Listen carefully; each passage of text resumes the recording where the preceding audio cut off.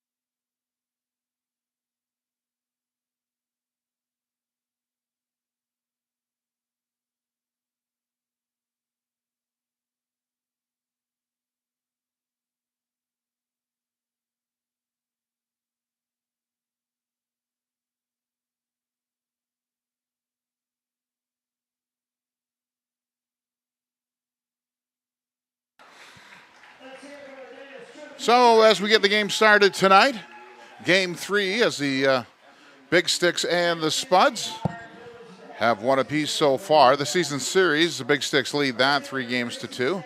Tonight will be the 6th game in the series. The Spuds look to even things up, but not in enough time to put some pressure on them for the first half win in the ILB this year. Looking for lineups tonight for the Big Sticks. In center field, number 0, Quade Peters leads things off. Carson Lundmark didn't play last night in right field. He'll bat second. Batting third, left fielder, number 11, Austin Bunn. Corey Brownson's the designated hitter tonight. He's batting fourth. Derek Calvillo will play first base for the Big Sticks. He's batting fifth. Jackson Fisher at second base. Ethan Babcock's the catcher. Alex Thurston, the shortstop, batting eighth. And topping off the top 9 is third baseman Kobe Krenz. Pitching for the Big Sticks tonight, or starting on the mound, is Jonathan Lerma, number 34. For the Spuds, Tristan Tatum will get the start. And he's going to get his catcher from his college, which is Matt Manderville's the catcher tonight, both from Cal State East Bay. These guys have caught all season long together, done a great job.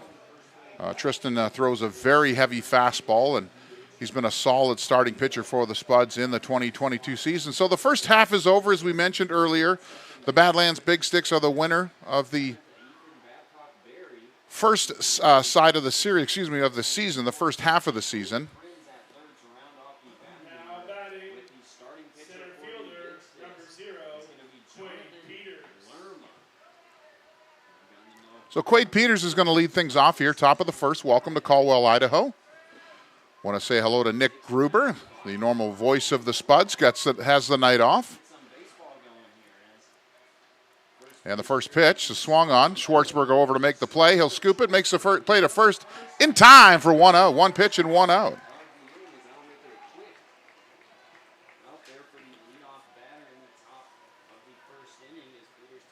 So the big sticks and getting right to work. Now batting right fielder, number Carson Lundmark, the right fielder, as I said earlier, didn't play last night. Day off, a day of rest. Lundmark leading the ILB in home runs with 7. He's had a good series so far. Both these teams pretty evenly matched. Pitching last night for the Big Sticks was the biggest difference. Their starter went 8 innings last night into the 9th before he gave up a walk, but had a 3-1 lead most of the way. Spuds took a 1-0 lead, but ended up winning 5-1 on an excellent pitching performance by Maharfi.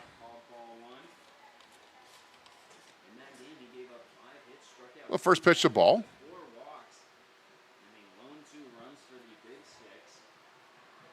Check that. Sorry, it's 1-2 is the count.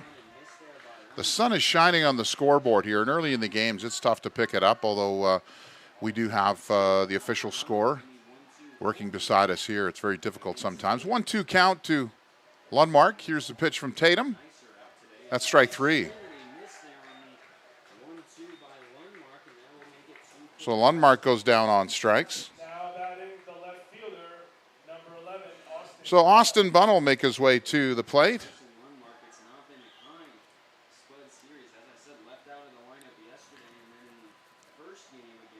So I think other than the game, the 7-4 game up in Dickinson, it's been relatively equal. Of course, the Spuds had that 8th-run 4th inning in Game 1 up there, but these teams have been really equal. Ball hit right back to Tatum. He'll scoop it over to Stone at first base. That's a quick inning for the Spuds. We'll be right back with more Spuds baseball right after this.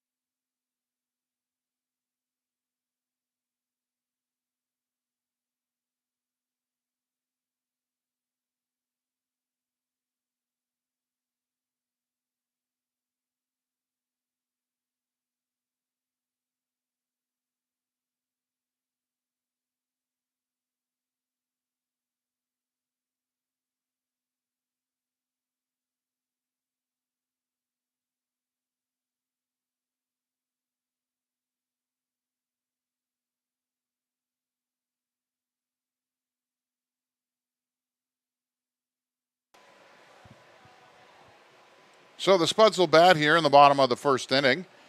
Watching Jonathan Lerma get loose. He's going to be accompanied tonight as the catcher. Is Ethan Babcock going to be catching him tonight.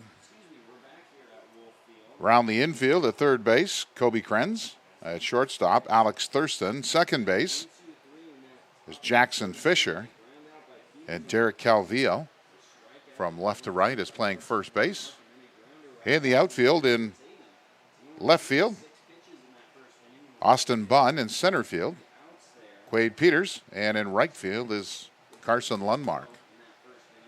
Well, Tyler Castelli is going to lead things off for the Spuds. Tyler's had a couple nights off. He did pinch in the the bottom of the 9th inning last night.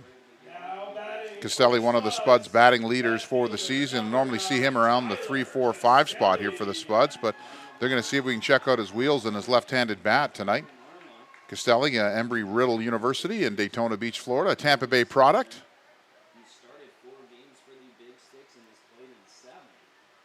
So here's the first pitch from Lerma. That ball's fouled off for strike number 1.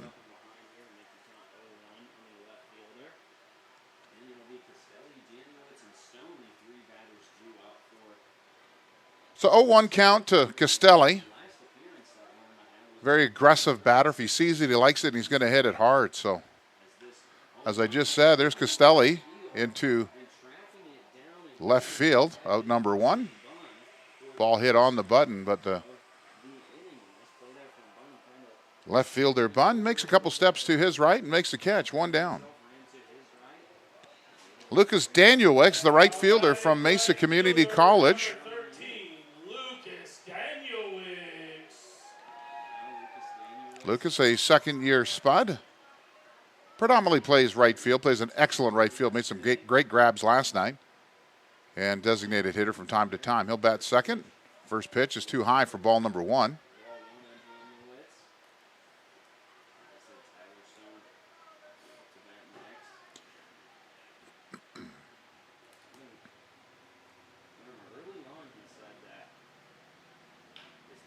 Right on the button, Danielewicz, shortstop bobbles that. That's going to be a hard hit ball. We'll wait and see what the scoring table calls that. But base hit for Lucas Danielewicz. It was a very hard hit ball, even though that Thurston had to go to his left a little bit. That is a base hit and rightfully called. So Tyler Stone is your batter. First baseman from Gonzaga University. He's in the transfer portal. Tyler is the Spuds' leading hitter in RBIs, home runs, and base hits. That's ball 1. That's in there high. Danielewicz not too far off the bag, especially with left-hander Lerma. It's tough to get a good lead on first base, but they saw him back in Dickinson last week, so they may know his move is Lerma. Pausing Danielewicz. He takes his first step back, and that's a breaking ball that Stone pulled and fouled off for strike number 1. Excellent crowd here tonight in beautiful Caldwell, Idaho. If you've never been out this way, 4,000 feet above sea level. And it's been a warm one the last week. Last couple of nights been over 100 degrees here during the day. Today it dipped down to the mid-80s. I thought it was going to be a snow flurry. Here's the pitch to Stone. He takes that down the right field. It is foul. Bunn on the hustle. He'll try to make the grab, lays out for it. That's the kind of effort these guys from Dickinson will give you. They go 100% for everything. And I do want to say hello to all of our family up in Dickinson, North Dakota, in the Badlands Big Sticks. Dave and his team do a phenomenal job up there. Great management, great staff, great ballpark, and a huge asset to the ILB. And I want to say all to the parents and fans and host families that are tuning in tonight to the Spuds YouTube channel. Welcome. This is game 3. This is a true rubber game as these teams have split the first 2, and Spuds want to even it up to split the series for the season. As tonight, as I said earlier, and probably mentioned several more times, is the first game of the second half of the ILB season, and what a great start to this tradition has been for the Spuds and the other 9 teams in the ILB. Here's the pitch. That ball's fouled down the first base line as Stone was well in front of that. The shift is on for Stone. The third baseman is playing straight up short, and everybody else is on to the right side of the infield. Of course, with 2 strikes, it's darn near impossible for a power hitter, a power pull hitter like Stone. It's kind of like asking David Ortiz of the Red Sox to bunt down third base. It's just never going to happen. So he'll try to find a gap somewhere, hopefully somewhere along the fence or over it. Here's the 1-2 pitch from Lerma. That pitch is outside. That's going to even the count at 2-2. So all 10 teams in the ILB in action tonight. So everything's reset. Everybody's now 0-0. It's designed so that those teams that get off to a tough start still have an opportunity, but the Big Sticks will have the benefit of opening the playoffs in Dickinson. So I wouldn't give Stone an inside fastball. I've said this warning before, and I'll say it again. He will take that fastball on a ride. And Lerma is, obviously these guys chart their pitches. They chart their games. They know exactly what's happened here. And it may be an at-bat of attrition unless Lerma can find something over the outside. That's exactly what he does. That's out number 2. Took a little something off that over the outside corner. So Danielewicz stays on at first base. Owen Bischoff from Western Oregon University, the former Yakima Community College Yak was there for a couple years. Owen, one of the nicest kids you're going to meet. His second year with the Spuds. Does a little bit of everything. We talked about it before that I think everything last year, he played everywhere except for catcher. But predominantly center field and outfield spots and DH here for the Spuds. That's a bender over the middle for strike number one. Nice pitch as Lerma get things started here against Bischoff.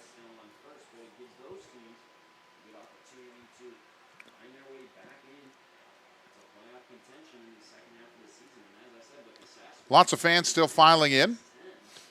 Here's the 0-1 pitch to Bischoff. Spuds are trying to get something going here early on in the bottom of the first inning.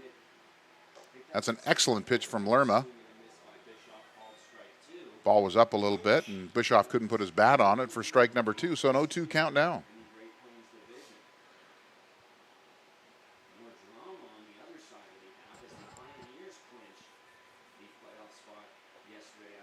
So 0-2 count, 2 outs, bottom of the first inning. Here's the pitch. That ball down and in. Ball number one.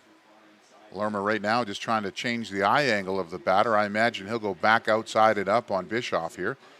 His last 2 strikes were on the outside, came inside, trying to lower Bischoff's eyes a little bit. And he'll come back, I think, with an outside fastball or something maybe a little on the outside corner. Let's have a look. Here it is. Oh, and they've got Danielwitz stealing. There's a double clutch at first base, not enough time. So Danielwitz was gone. First baseman Calvillo double clutched, and that gave Danielwitz everything he needed. So now 1 ball, 2 strikes, base hit, has an opportunity. It's not guaranteed. The fielders are not playing that deep. But Danielwitz now in scoring position. So that might change things a little bit too, as Owen is trying to hit to the right side, find a hole over there. So maybe he'll try to pull something if it's inside here. Too far inside. And Danielwitz couldn't pick up that as the catcher, Ethan Babcock, made a nice stop. But the ball didn't get far enough away for Danielwitz to advance. But that will take the count to 2-2. Now the fans get into it a little bit here. Lots of Big Sticks fans here.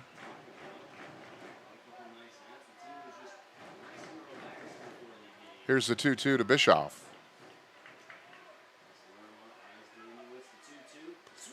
Right back up outside for strike 3.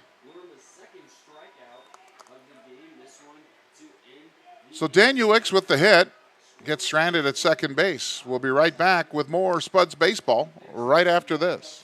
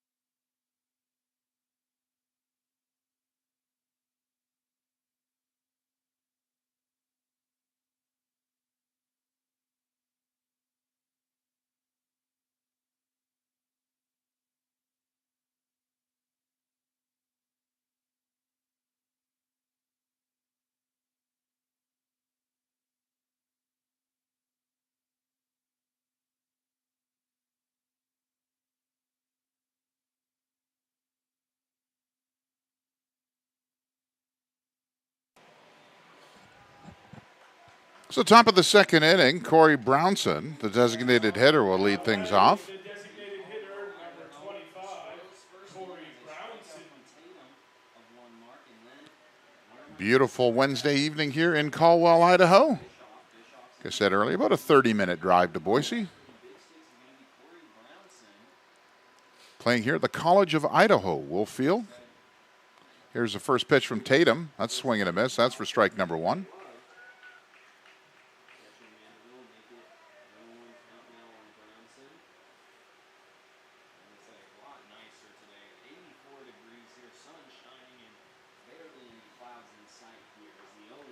There is a very pathetic swing number 2 as Brownson gave up halfway through, but the weight of the bat put his bat through the strike zone. So 0-2 off the get-go. Brownson's got to step out of the box and recollect himself here. Here's Tatum with the 0-2 pitch. Strike 3, struck him out. Excellent series there by Tatum. And Brownson looked very uncomfortable. Try to be as kind as possible, but that second swing kind of set him outside the outside fastball, and that's exactly what Tatum did. So here comes Derek Calvillo. Had himself a pretty good series, the first baseman.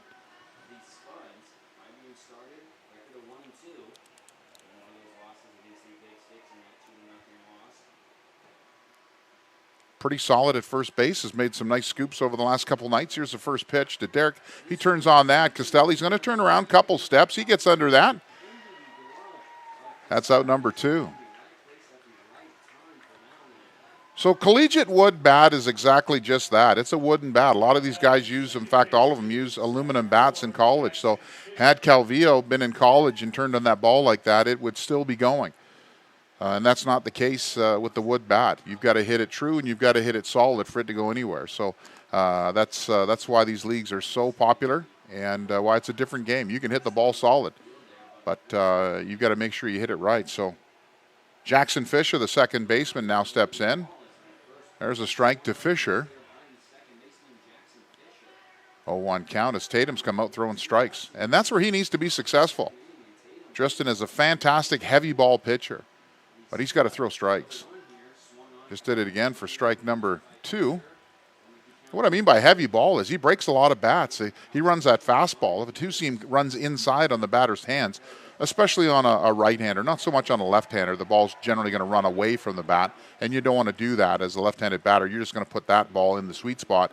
But you see right here, he'll start off across the middle, goes in on the guy's hands, and breaks the bats.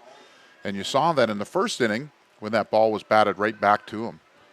That ball's low for ball number 1. Tristan in his first season with the Spuds. Here's the pitch. There's a base hit, the first base hit of the night. That ball's going to drop in right in front of Daniel Wiggs. Just got too much of the plate. 0-2 pitch and left it up and out a little bit. Excuse me, a 1-2 pitch and left it up and out just a little bit. So that's the first hit of the ball game for the Big Sticks.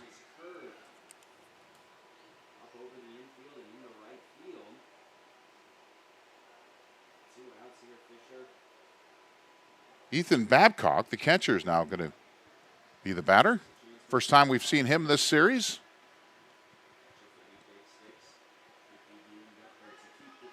So let's see if the Big Sticks get the feet going early and try to take something on Mandeville.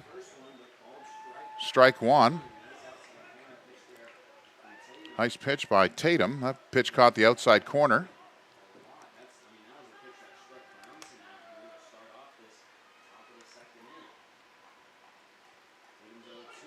That ball's fouled off for strike number 2. So if there was one, I wouldn't even know if it's a knock, but if there's one thing on Tristan, his ability of an 0-2 count, which you just saw, and you'll see it over the next 4 or 5 innings here, a 1-2, 0-2 count. It's that get me out of an 0-2 situation, where sometimes the Spuds pitchers this year have gone 0-2 and then worked them way back into the count by ball 1, 2, and 3, and all of a sudden now you have a full count. So like a couple other the pitchers the Spuds have, they're fantastic getting at 0-2, 1-2. Probably the cutest bat boy on the planet right there, that little feller.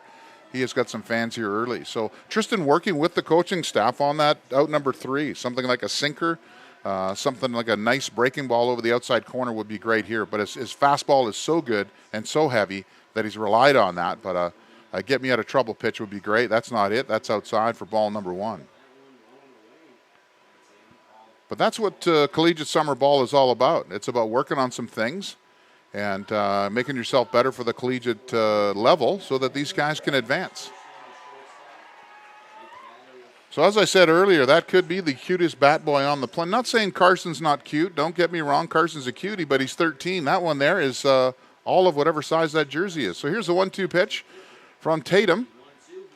That ball fouled off again.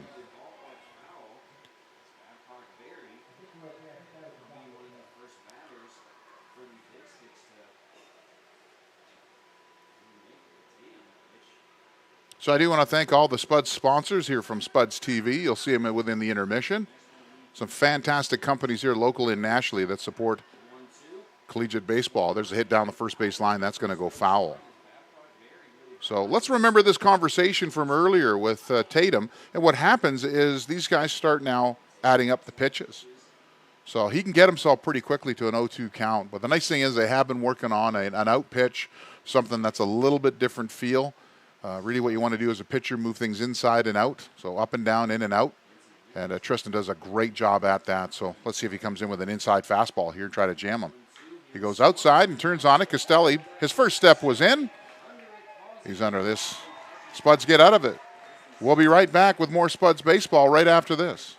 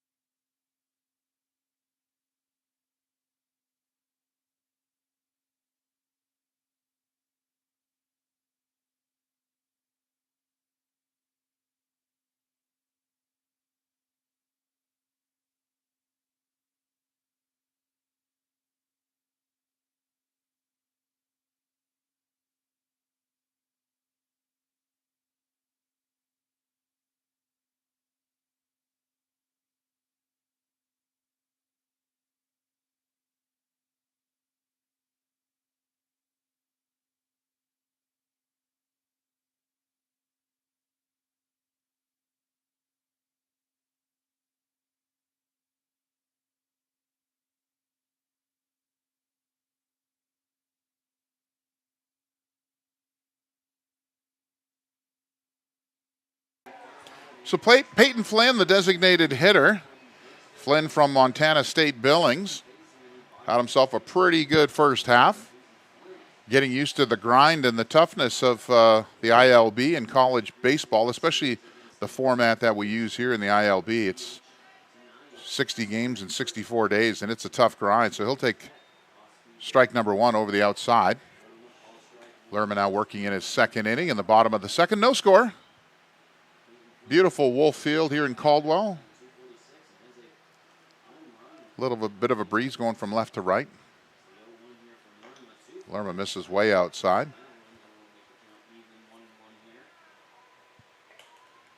So these teams will play the rest of the week together. Tomorrow's a travel day for both of them. Friday, Saturday, Sunday in Dickinson. So if you don't have plans, please stop by and watch the Big Sticks and the Spuds. Go at it all weekend. These teams are very competitive and really good ball games. We've had a couple really good ones here in Caldwell here the last couple of days, and I know the series in Dickinson was excellent as well. So here's the 2-1. Oh, just over the second baseman's head. It was tough to make a call on that, and you couldn't have played it any better. Jackson Fisher was waiting and waiting and waiting, going back, and that ball just dropped in. So Flynn gets a hit. Mason Levitt from Northwest Nazarene University, just up the street. What a great Div 2 program they have there.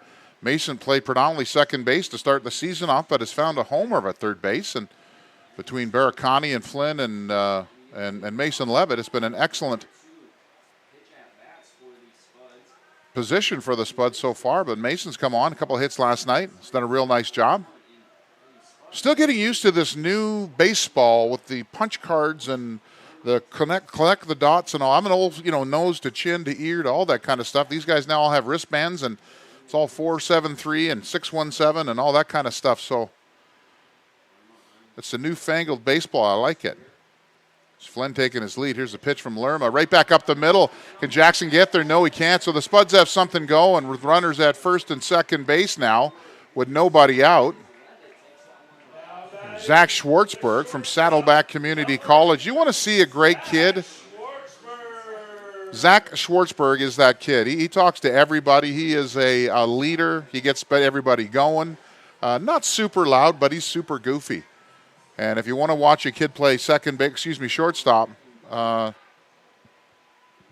Mr. Schwartzberg. He puts on a clinic most nights, and again wins the Heart and Hustle Award for the team here for the Spuds almost every night. But let's see if he can get himself a clutch base hit and get the Spuds on the board. He'll lay down the bunt. Fantastic bunt. It takes a spin. Nobody's at first base. That's going to load the bases. That took an AstroTurf spin to it. And that's a base hit. So for the first time in a long time, execution has fallen in the hands of the Spuds. Last week, as you saw in western Nebraska, trying to lay down a bunt to advance the runners over, turned into a fly out. But now it's going to be up to Mandeville. Mandeville, the catcher, the exclusive catcher for Tristan Tatum. What a great spot for Matt to put his stamp on this game. Bases are loaded. There's nobody out. So what Matt's trying to do right now is a couple things. A nice long fly, a sac fly.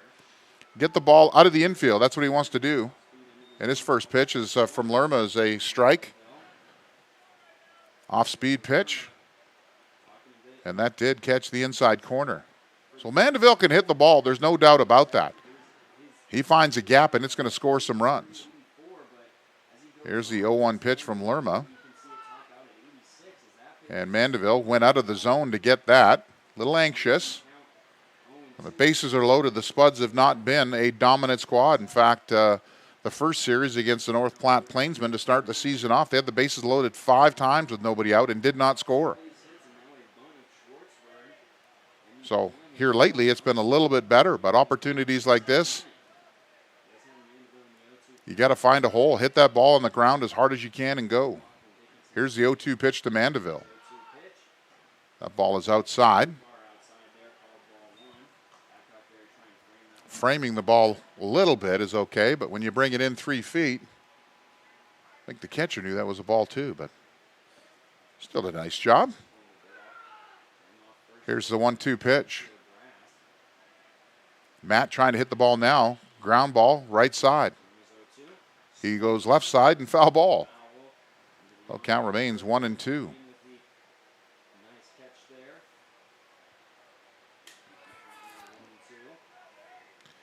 So if you're running the bases, it's a little tricky. You got to watch line drives. You got to freeze, and then you got to pick the ball up and see whether that's caught and tag up, or you got to go.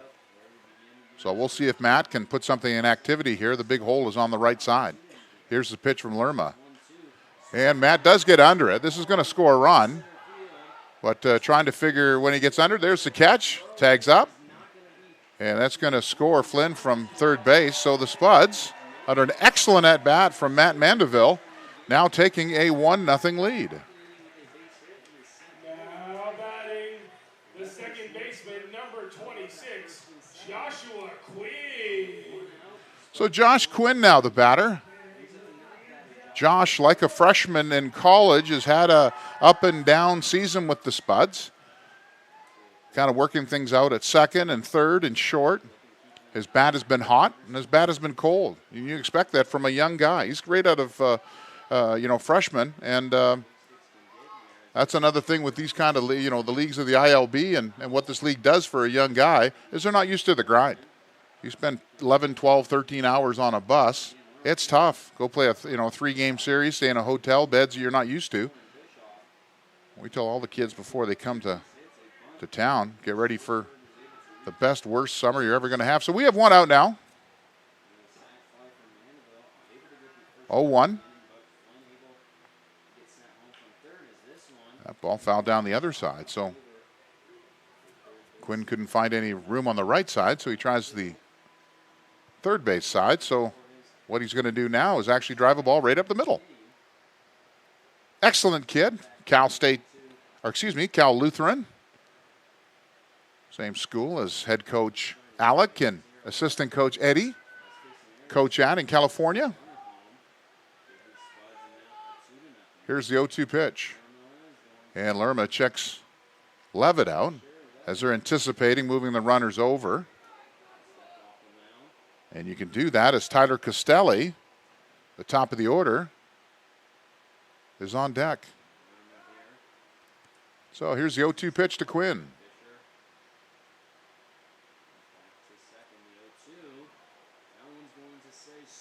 Struck him out. Not sure where Josh is going, but that is out number 2.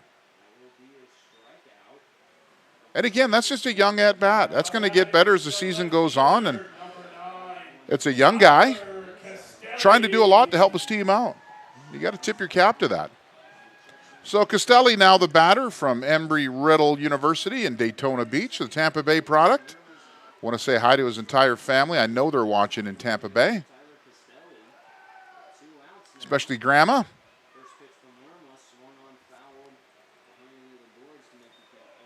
Oh, the foul tip. Now, Costelli has some power. He has 1 home run, but he can hit a gap, and he hits them off the base of the wall here, and he can fly. So Spuds trying to pick up another run as Mason Levitt at second base. The Big Sticks now have 2 out. But Spuds looking to pick up another run. That ball's low for ball 1.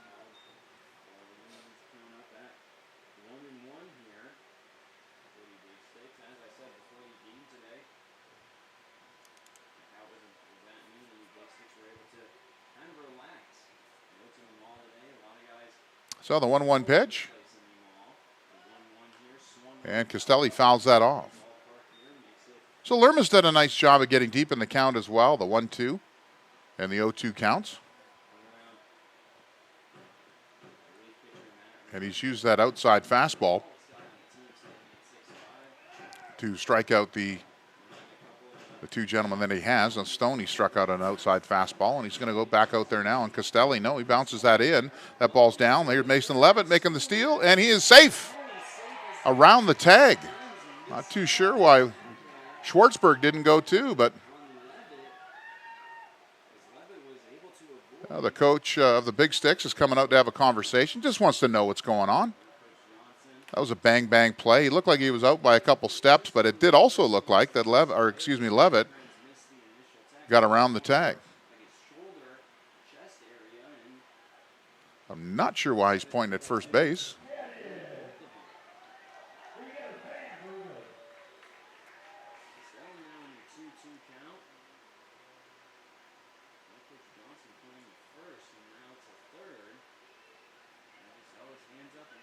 So I'm not sure if he was discussing about what happened at third or what happened at first. I didn't see anything. So the 2-2 count now. You may see Schwartzberg go here. This may be a chance where they say, hey, if we can get another guy out there. But here's the pitch. Hey, Costelli strikes out. No need to worry about Schwartzberg. He's stuck at first base. So Spuds score 1 run. And we'll be right back with the top of the third right after this.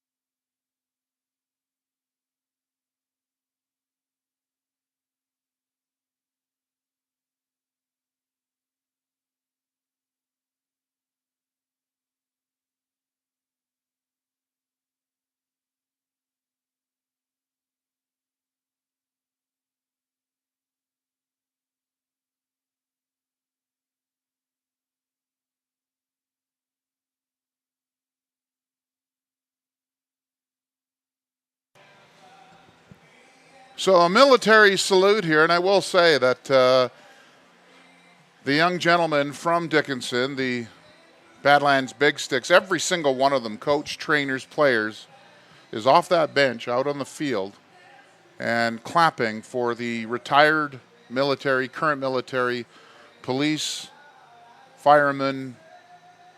And I'll tell you what, it gives you goosebumps to see these young college players, both the Spuds and the Big Sticks, taking a time out and really saying thank you to the true heroes of today. Not the politicians, not the stuff you see on TV. It's the people that are in the trenches. And when there's a problem, everybody's running out and they're running in. And I just want to say thank you from the entire Spuds and Big Sticks organization and the ILB. If you're out there watching tonight's game and you are a retired to current military, police, fire, EMT, nurse, doctor, thank you. So Tatum starts off with a strike.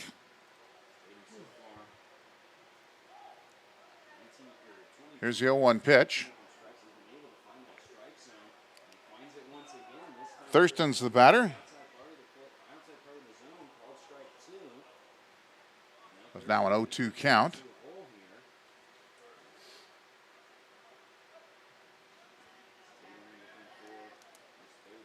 Here's Tatum with the 0-2 pitch. Strike three. Excellent pitch. Excellent pitch by Tatum. That fastball was over the outside corner, but knee high.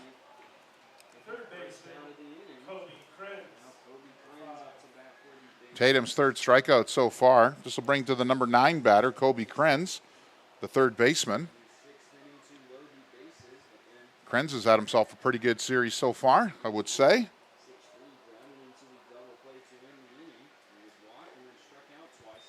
That pitch is up for ball number 1.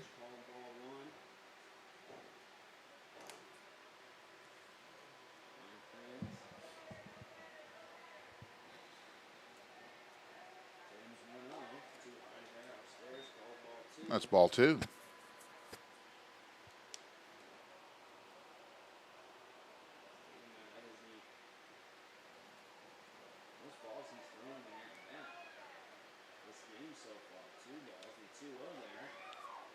Ball 3. So I think Tristan's trying to hurry things up a little bit, maybe put a little bit more juice on them. I'm not sure, but those last 3 pitches have definitely been up. Well, let's see if he can work himself back in here and get back in with the count. And he does just that with a strike. Tristan doesn't try to fool you. He's not one of those guys that's tricky or any of that kind of stuff. He'll say, look, here's what's coming, and try to hit it. That's what Krenz is going to try to do right now. It's a 3-1 count.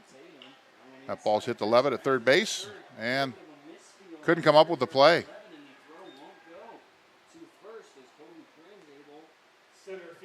That's going to be an error on the play,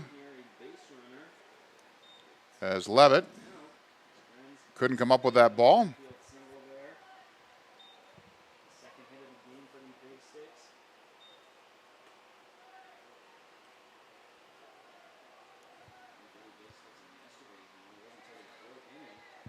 So Levitt with the error puts Krenz on at first. There's 1 down.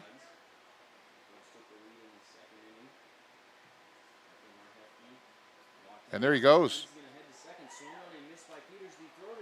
And Quinn couldn't come up with that ball as Mandeville bounced that in, the stolen base by Krenz.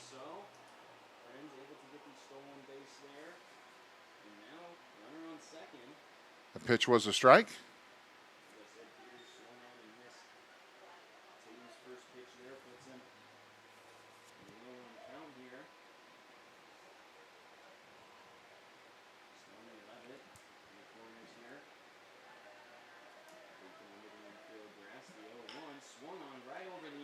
So that's going to go right up the middle. That's going to score a run. Bischoff isn't going to even come home on that.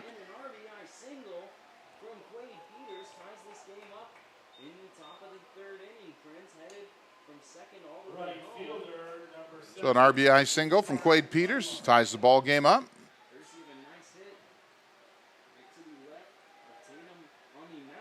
So the error by Levitt comes back to bite him almost instantly with the stolen base.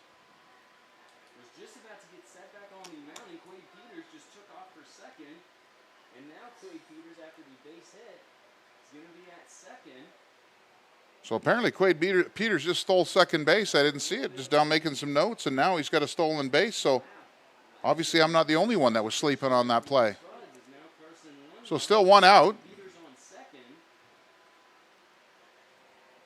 Carson Lundmark, the batter.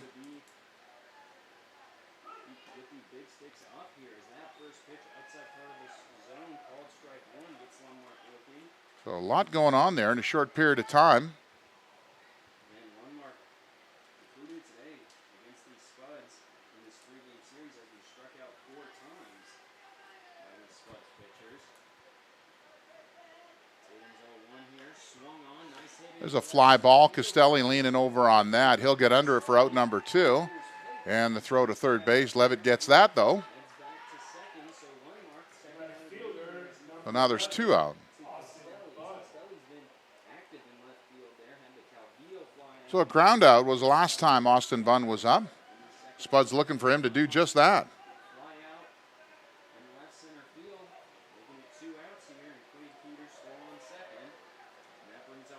So 0-2.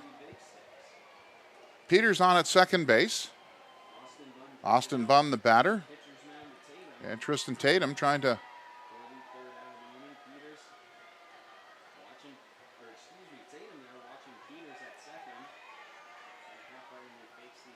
focus a little bit on the batter.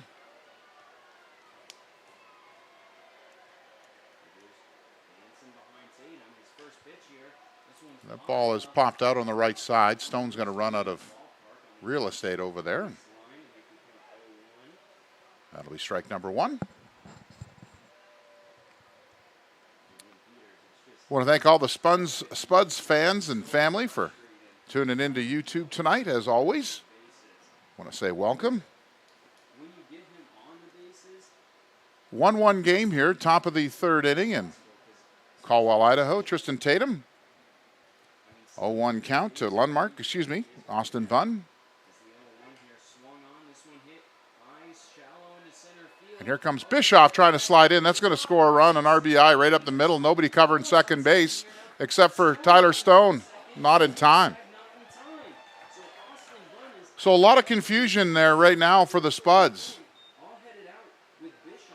And 3 guys going to the ball, nobody covering second base. And the Big Sticks definitely have a clue as to what's going on in this game. And hopefully Alex can kind of wake somebody up here.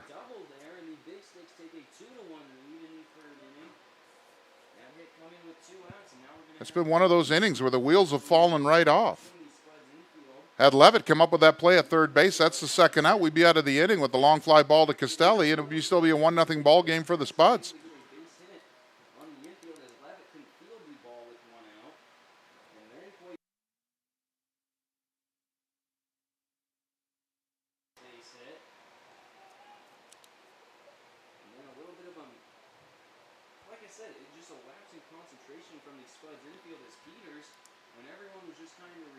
So this is the kind of thing that happens when you can't field routine ground balls and you can't throw runners out. These guys got to work a little bit harder. Guys get on base and have the liberty to run on their own. You can't sugarcoat it. You're watching the same thing I am. So it's fundamental baseball. So Brownson's now your batter. He struck out his first at bat. He's a designated hitter. There's the first pitch. Check swing. He didn't go. So all this does is adds 15 to 16 more pitches to a pitcher that all he did was come out tonight and fire strikes. So let's see if the Spuds can limit the damage here.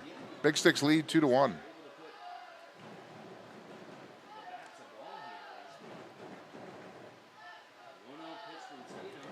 Pitch is outside. Again, you get nobody covering second base, so they're going to take as many liberties as they want. When your second baseman's playing short right field,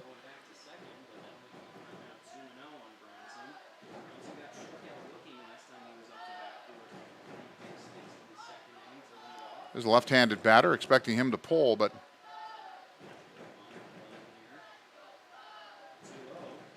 that ball's outside. So 3-0 count.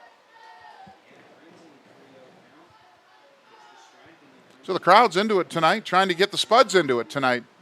That might be more difficult than trying to cool the stadium down a little bit today, as we still are in the low 80s here tonight. Here's Tatum on a 3-0 pitch. That's a strike over the outside corner.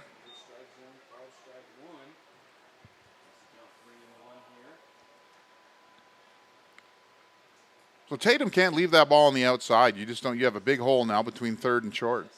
He wants to hit that ball to the right-hand side. If that's where you've got guys hanging out, which is your second baseman and first baseman, there's a real fastball in the inside. Get him to ground that ball. Or come back and strike him out. You can decide which way you want to go. But this is a pretty important pitch right now. Spuds need to get out of this and regroup and splash some water on their face back in the dugout, because this inning has not been good. Full count. Buns at second base. Here's the pitch from Tatum. Way too far outside, ball 4.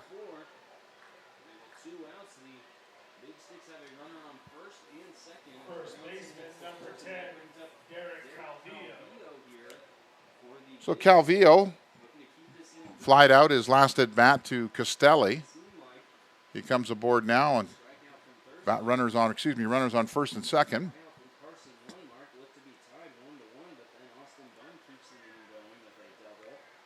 Again, this inning all started with a Mason Levitt error at third. A little bloop to center field. Some free bases by nobody paying attention, and here we sit. There's another base hit. That's going to score another run. So round and round we go.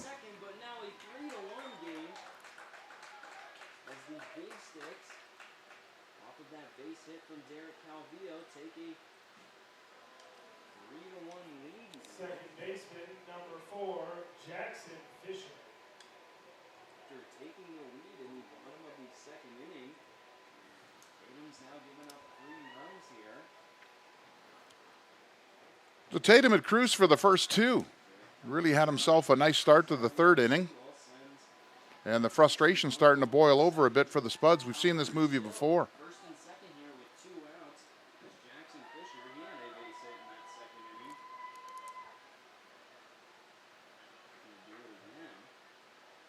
First pitch from Tatum. Swung on this one foul. The first pitch fouled off. That'll be for strike number 1. Just from what we've seen from the big sticks as far as batting goes, they've been taking a lot of these first pitches. And in that first inning, like I said, Peters and Bunn hit the first pitch and grounded out.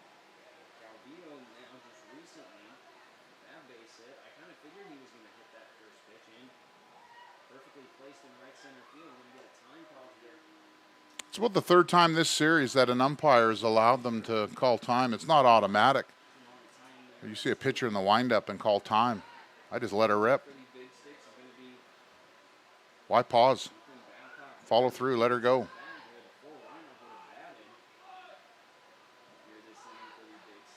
Here's the 0-1 pitch. That ball's fouled off. It's now 0-2.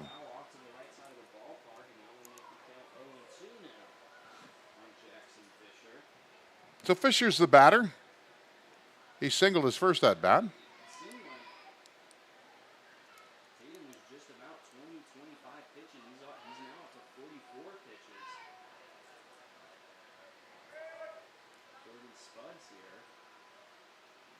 Here's the 0-2 from Tatum. That ball's fouled off. Fisher's been hitting him out to that right side, and that one will go foul again. Fisher with the big stick bullpen taking the count at 0-2 here.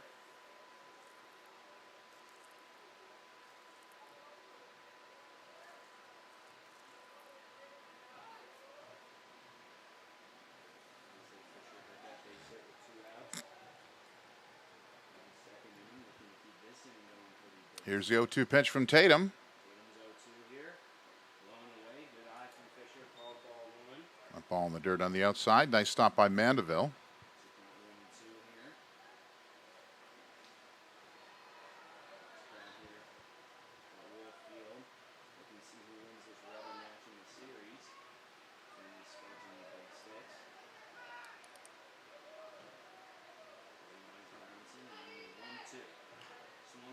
Ball hitting a hole. Can Quinn get there? Just to stop it would be big. He can't. Ball goes through. He's going to come home. Oh, now they caught the guy, and I'm not sure where he was going. He was going to score. That's unbelievable. That coach is going to come unglued. I'm not too sure what that guy was doing. He was going to score by 10 feet. The Spuds appreciate him stopping, but that could be a long walk back to the dugout with the coach. But anyways, Big Sticks put 3 on the board. We'll be right back with more Spuds baseball. Hopefully after they put some coffee in their system or splash some cold water in their face. We'll be right back right after this.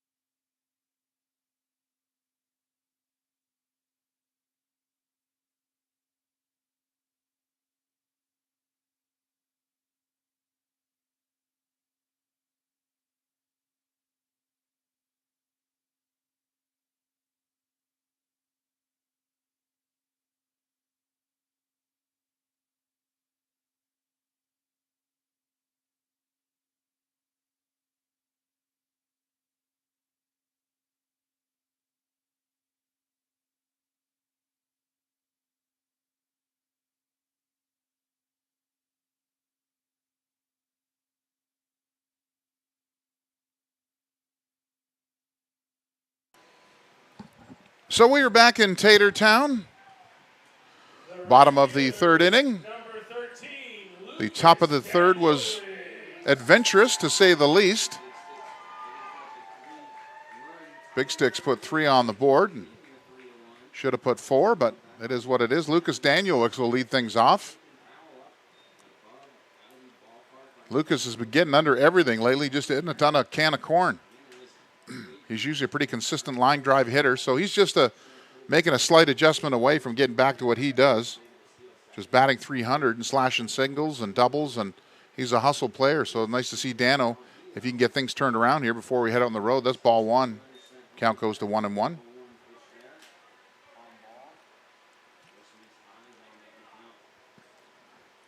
Nice crowd tonight here at Wolf Field. We're Battle of the Credit Unions. Tonight is Clarity Credit Union, raising money for the Caldwell Food Bank and the Salvation Army. And Dano hits another pop fly, but excuse me, didn't take a lot for the center fielder to get under that for out number 1.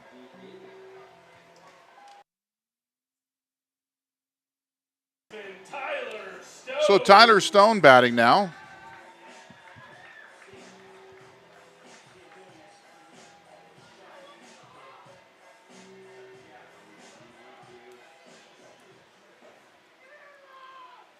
So the Big Six now put the shift on. And if he gets 2 strikes on him, that third baseman moves over to short. So that's a nice pitch for strike number 1. Lerma's attacked, and so did Tatum. Tatum got hurt by the error and the not paying attention. But Lerma's been pretty direct throwing the fastball. And look at that. He hit them where they ain't. Excellent hitting there from Tyler Stone.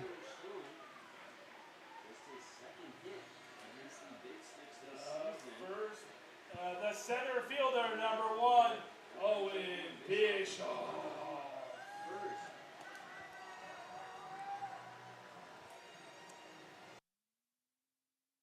So Bischoff now your batter. Spuds looking to get a couple back here and see if they can earn them. 1 out, bottom of the third inning. Beautiful night here in Caldwell. Game 1 of the second half of the ILB season here in Tatertown. That's a strike. That ball was outside, called a strike by the umpire.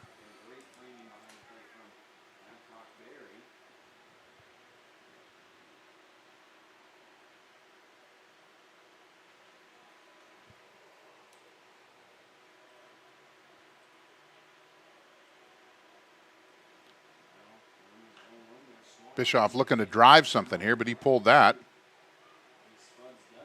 He's looking to hit something down the first base line with Tyler Stone holding the first baseman. There's a heck of a hole over there now with 2 strikes on him. Obviously, they're not looking to throw Tyler Stone out at first base or pick him off. That shortens that hole a little bit. So Bischoff is going to be trying to hit something to the gap here. That ball's inside. 1-2 count. 3-1, Big Sticks lead.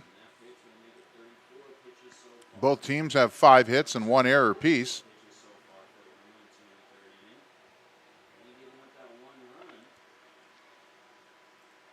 Let's see if Owen here can find a gap. Here's the 1-2 pitch. And right to the shortstop. He'll flip it over to the second baseman. He'll turn and fire to first base for the double play. We'll be right back with more right after this.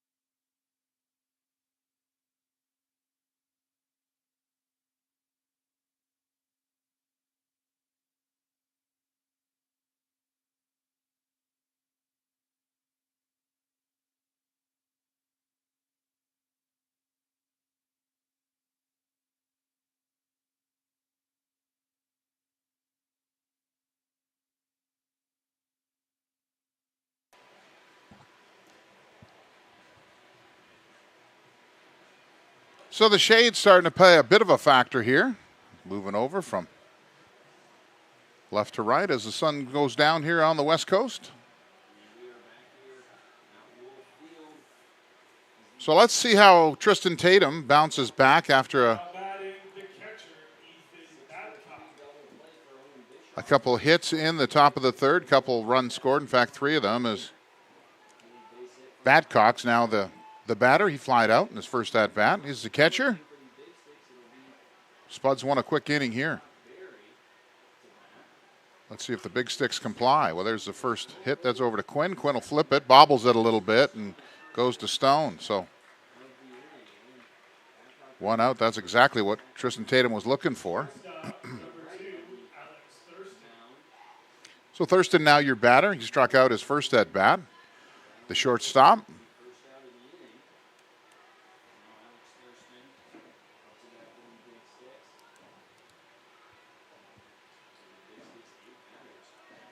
Here's the first pitch from Tatum.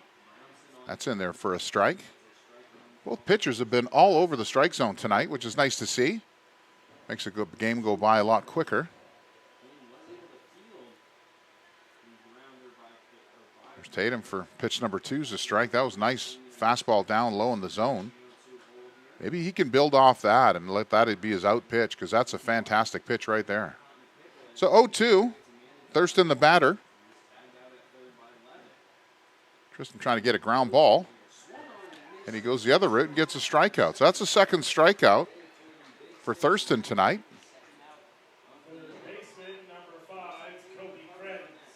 So Krenz reached on an error and stolen base. Not sure if it was a stolen base or insomnia from the Spuds infield, but nevertheless, he went to second base, and here's the first pitch to him. He fouls that off. So Tristan looks like he's coming right back. He's bouncing right back. That's exactly what the Spuds needed to see out of him, that he forgot about the top of the third, and he's going after it. So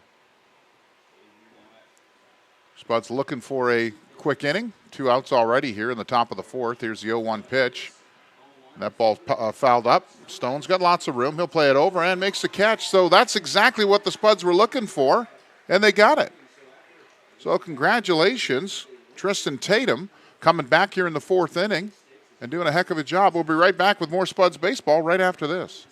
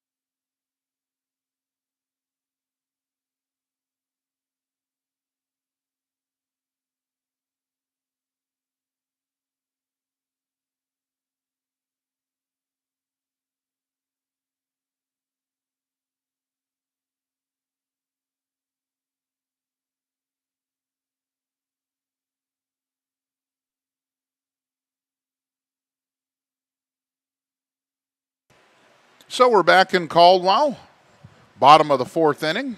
Jonathan Lerma is cruising. Yeah, he's given up 5 hits, but they've all been spread out. Spuds got the 1 base hit on a sacrificed fly in the first inning, and that was really it. Bases were loaded with nobody out, and Lerma limited the damage to just 1 run, so he did his job there. So Peyton Flynn, who got things started in the second inning, the number 5 batter from Montana State Billings. First pitch is fouled off.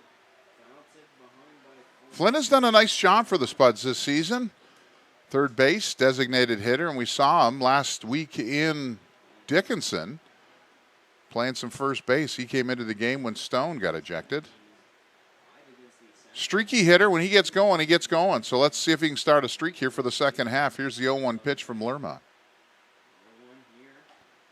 That ball didn't break over the inside. Nice job by the catcher. But a 1-1 count.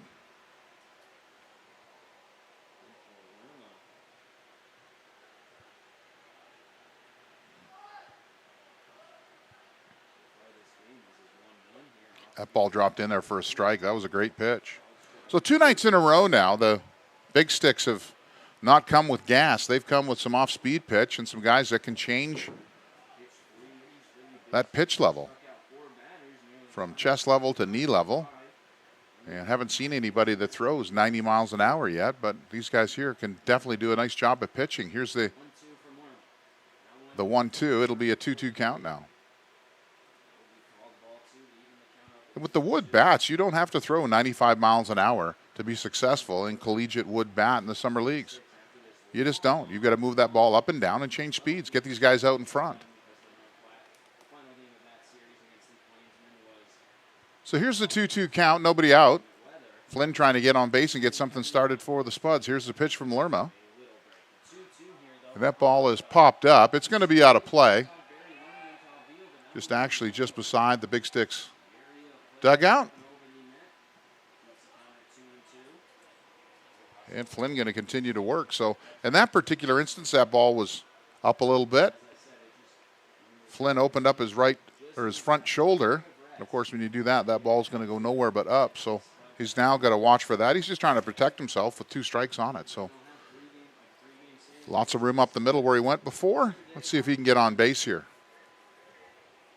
Lerma's trying to keep cruising here and get the first out of the inning for the Big Sticks. Here's the 2-2 pitch. That's outside. Count now goes full. So the Spuds need to get Jonathan Lerma working. He's been pretty consistent. He's been pretty efficient so far in tonight's game. It'd be nice to see if he can put an 18 to 25 pitch inning together, see if we can get some stress on that arm, but he's been good so far. Here's the full count pitch, and Flynn gets underneath that. Calvillo comes over for it.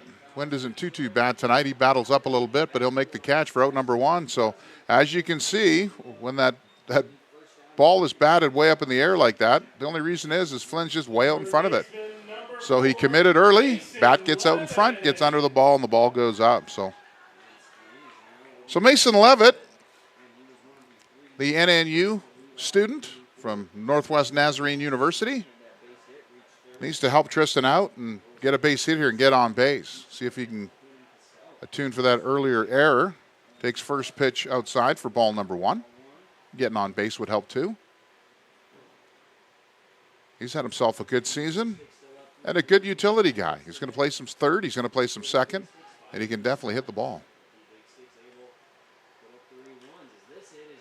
And Lundmark's going back on that. He took a straight line right behind, makes a nice catch in right field.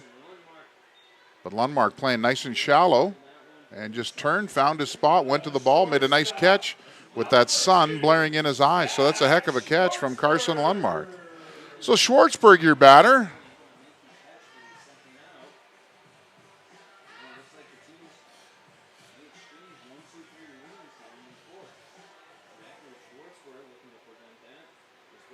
So 2 outs.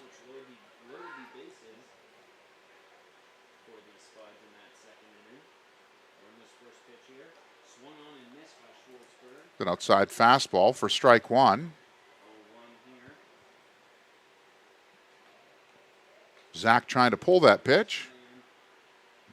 In this particular case, if that pitch is outside, hit it outside, hit it to right field.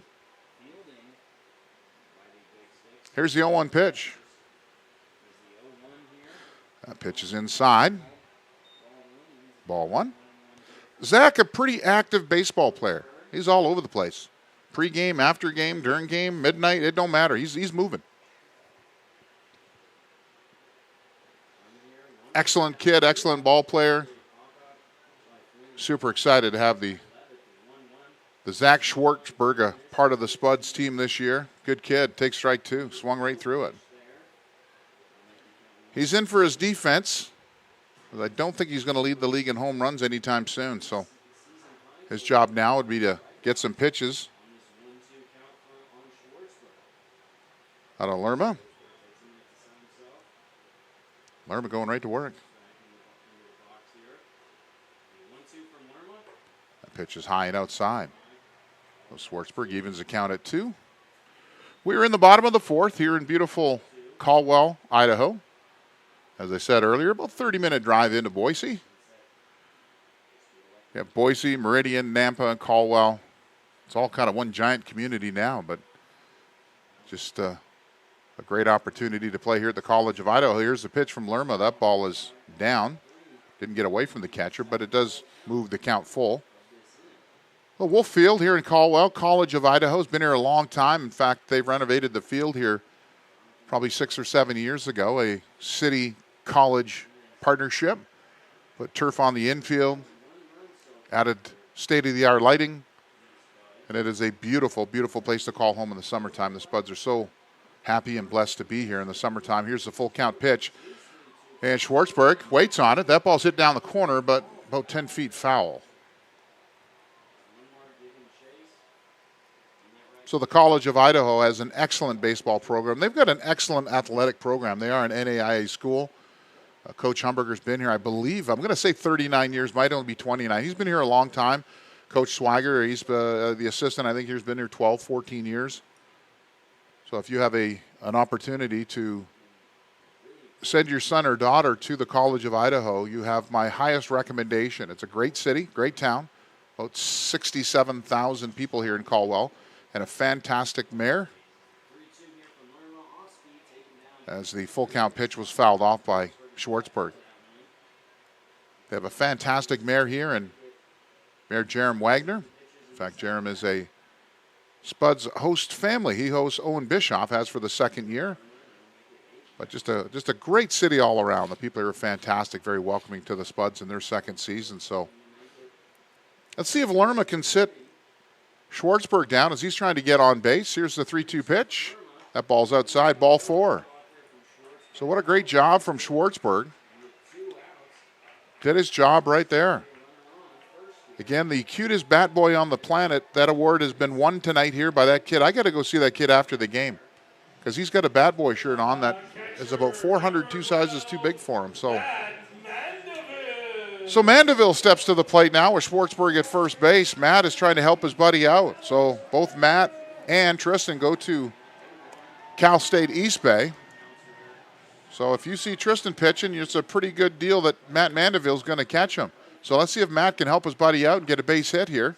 He's already got an RBI tonight, but that first pitch is low and inside. So nothing going down in the Big Sticks bullpen, nor should they. Lerma hasn't given any indication that there's an issue. He just had a hard battle with Schwartzberg there. So Schwartzberg has a lead off first base. And here's the pitch home. That's a changeup, and Mandeville trying to make this a tie ball game and was nowhere near that pitch, so that's for strike one. 1-1 the count. You think as a catcher they'd be able to read that, but you know what? It's tough. These pitchers here that can change the speeds up and down, and it's tough in any level to do that. So here's the 1-1 pitch. That ball is inside. Mandeville gets out of the way. Schwartzberg thought of going. But the catcher made a nice stop, and Spuds not a heavy steal team. They do like to put on the hit and run.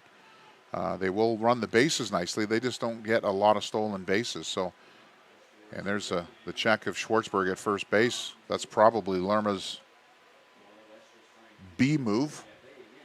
You just let him know, saying, "Hey, I see you over there, buddy," and I don't think you're going anywhere. So 2-1 count, 2 out, bottom of the fourth inning. Let's see if Mandeville can extend the inning here. And there goes Schwartzberg. That ball drops in there for a strike, so the count will go to 2-2, but that is a stolen base.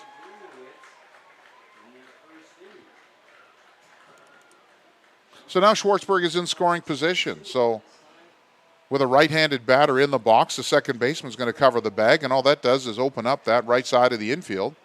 So if Matt can be patient and get the bat on the inside of the ball. So imagine a ball, he wants to keep that bat on the inside of it and be a little late. Hit that ball through the hole. And Lundmark playing pretty shallow. He can cover a lot of space out there. It's not a guaranteed.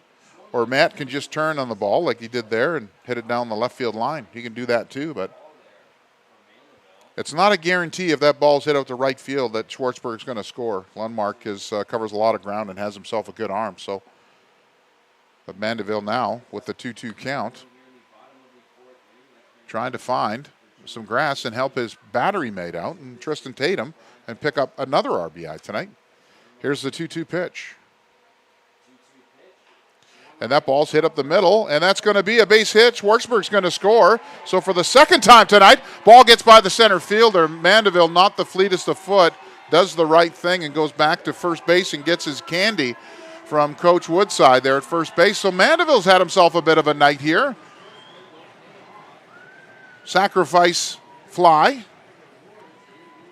And now an RBI single. So Number 26, Joshua Quinn.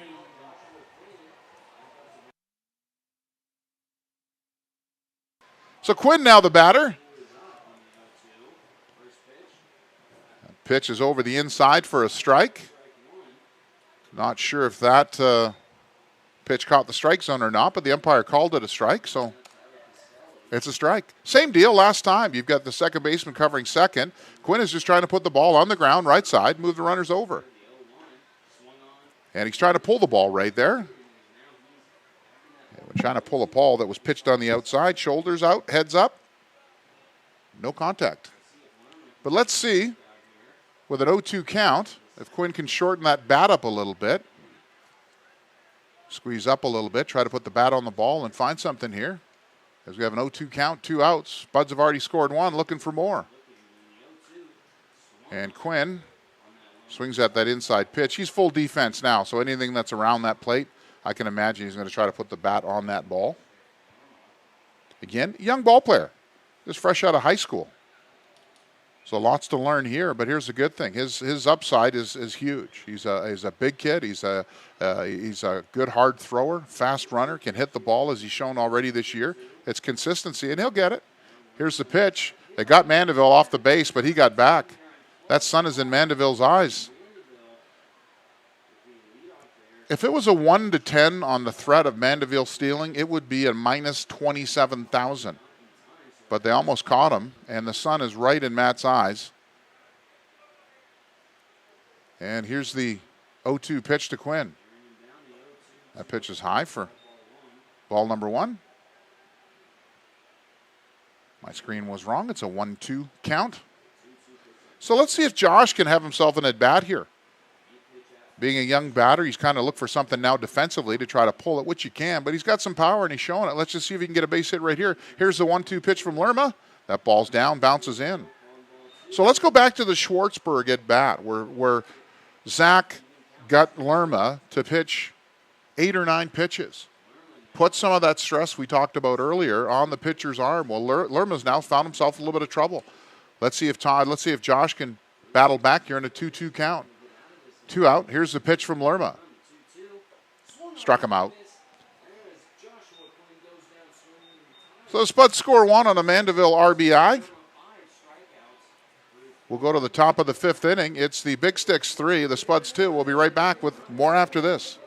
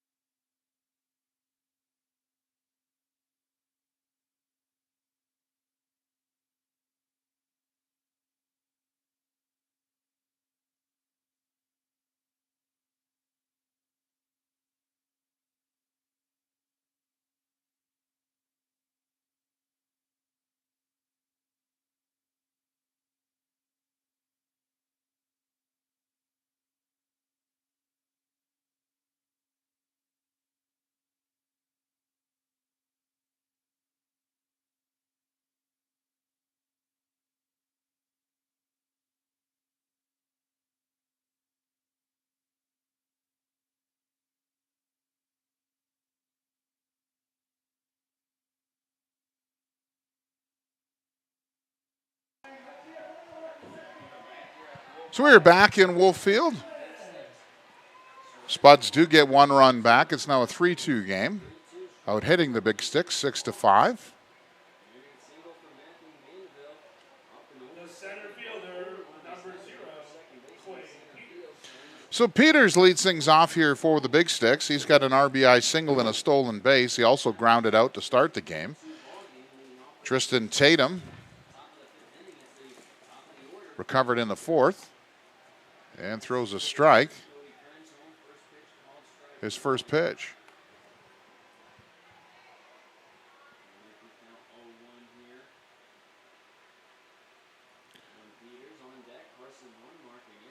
The first pitch called a strike.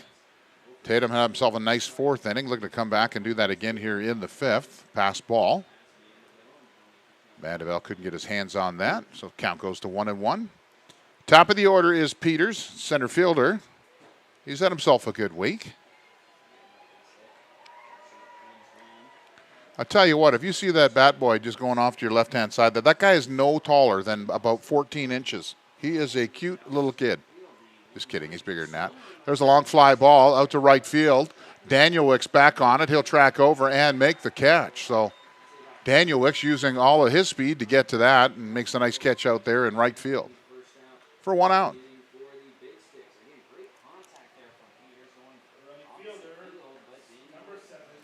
So Carson Lundmark, your batter. He struck out in the first inning and flied out his second at bat. So Tatum looking for a quick inning here. And the Bats want to get back up. The Spuds are going to be back at the top of the order as well. There's a hit down to Levitt at third base. He'll come over across the diamond. Lundmark hustling down, but not in time for the nice play by Levitt. So that's good to have after making an error, and he knows it. You don't have to tell him. These are all college baseball players, so these guys want to do the best that they can. But Mason came in, made the play, nice toss across the diamond, and that's out number 2. So a nice play by Levitt there. Austin Bunn now the batter. If the Big Sticks do have a complaint department, I want to complain to the sight of the numbers and the letters on the back of the jerseys. So if you're in Big Sticks management listening to our program tonight, thank you. And if whoever orders your uniforms next year can put them so that the people way in the press box can see them, that would be a bonus. Strike number 1 to Bunn. Here's the second pitch. That ball's going to be hit down the third base line. Coach makes a nice play. Throws it back into the catcher. Count now goes to 0-2. So Big Sticks management, let's get it so we can read the numbers on the back. The front ones are great. When you turn around, it's got a beautiful American flag. They have beautiful American flag socks, very patriotic. Completely understand. Here's the pitch, 0-2. That ball hit to Schwartzberg. Second bounce, he'll come across, scampers.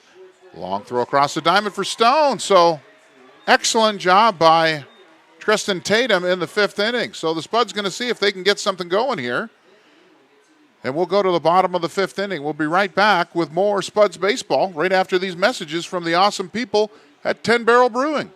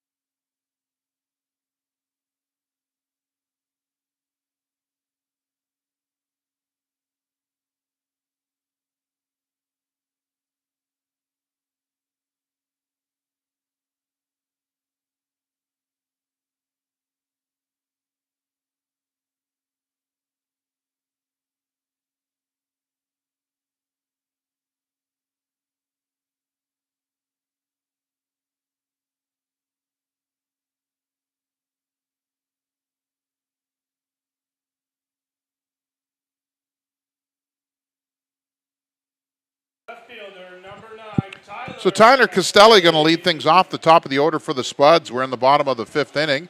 Big Sticks lead 3-2.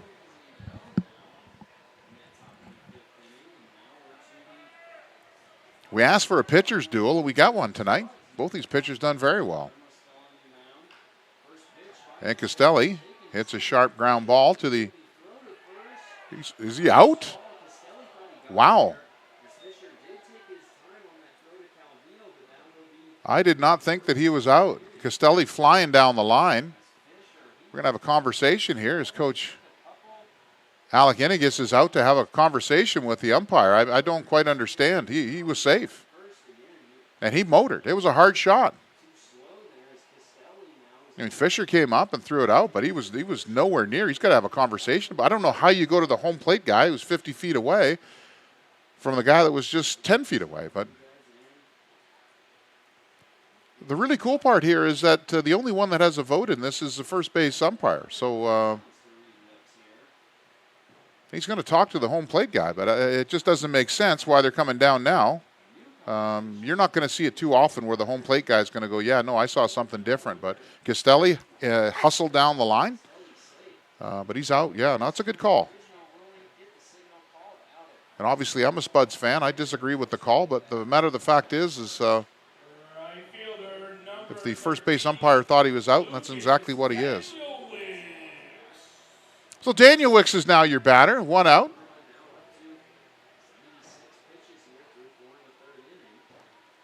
Lucas Mesa Community College. That's where Lucas goes to school. And you're going to be hard pressed to find a better kid than Lucas Daniel Wicks. So if you are a college that's looking for a solid player, Lucas could be your guy. Here's a shot down third base. He'll make the throw across the diamond. That's high. He's safe. Absolutely safe. He's saying he tagged him, but I don't think so.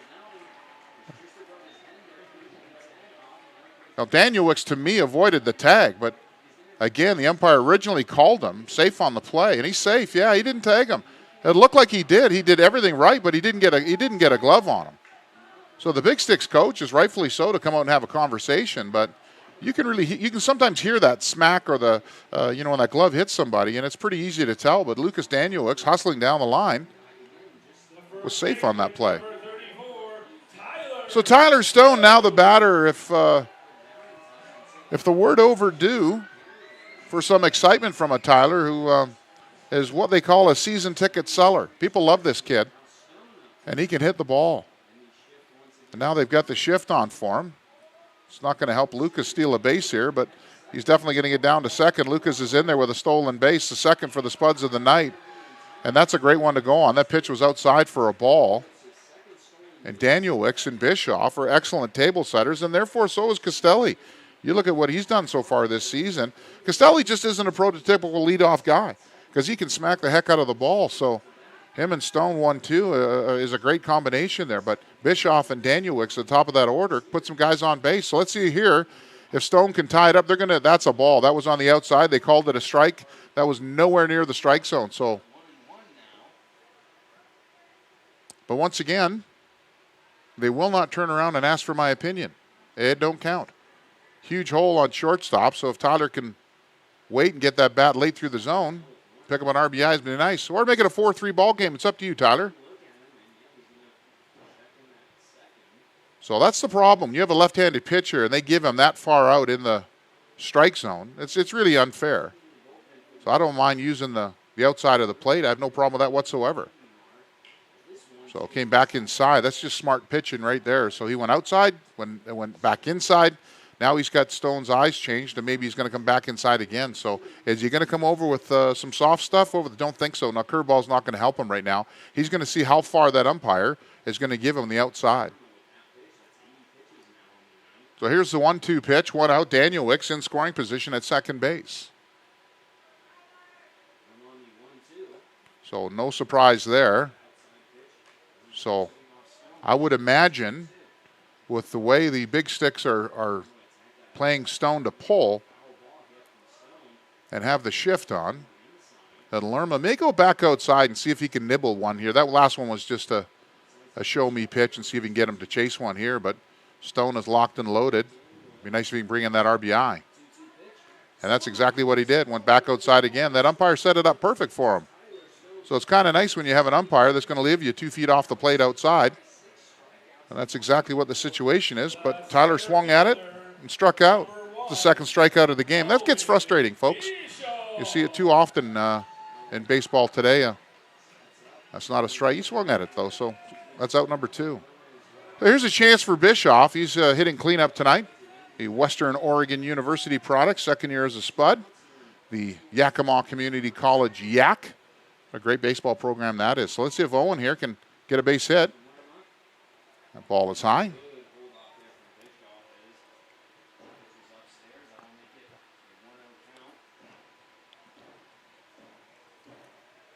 So 2 outs. Bottom of the 5th inning. Spuds looking to tie this game up. They're leading in the hit department, which is nice. They need to tie it up in the run department. I think Lucas Daniel Wicks has a green light here. And a couple things can happen. That throw down to third base can go into left field and tie it up. Or get himself in a situation if he does steal the bag to be a third in the event of pass ball. But Lerma's been solid, hasn't thrown anything in the dirt yet. So here's the 1-0 to Bischoff. Bischoff turns on it, but it's just a shallow hit. Here comes Lundmark racing over. He'll make the catch. Drop the ball. He dropped the ball. Bischoff going to second base. The center fielder and the right fielder just tangled lines right there. And Daniel Wicks kept going. So Bischoff is at first base. The Spuds have tied it up. But that was a lazy can of corn by Bischoff. And he was frustrated. He took his time going around first. But Lundmark in the sun, there's no doubt he heard footsteps. There's no doubt as Lundmark came across. That was a center fielder's ball, so it'd be kind of neat to talk to Quade Peters and see whether he called him off or not. But that Lundmark went a long way. Would have made a great catch. Had the ball bounced out. Had a second opportunity to get it, and here's the Big Stick coach now out to do exactly what Alex did in the third inning, and just calm things down a little bit. So Lerma's been fantastic. There's nobody in the bullpen. Lerma's going to continue on here, but I think each one of these teams has had a little bit of a nap, so the Spuds are trying to capitalize because there's only 2 outs. Here in the bottom of the 5th inning. These two teams are evenly matched. Great pitching.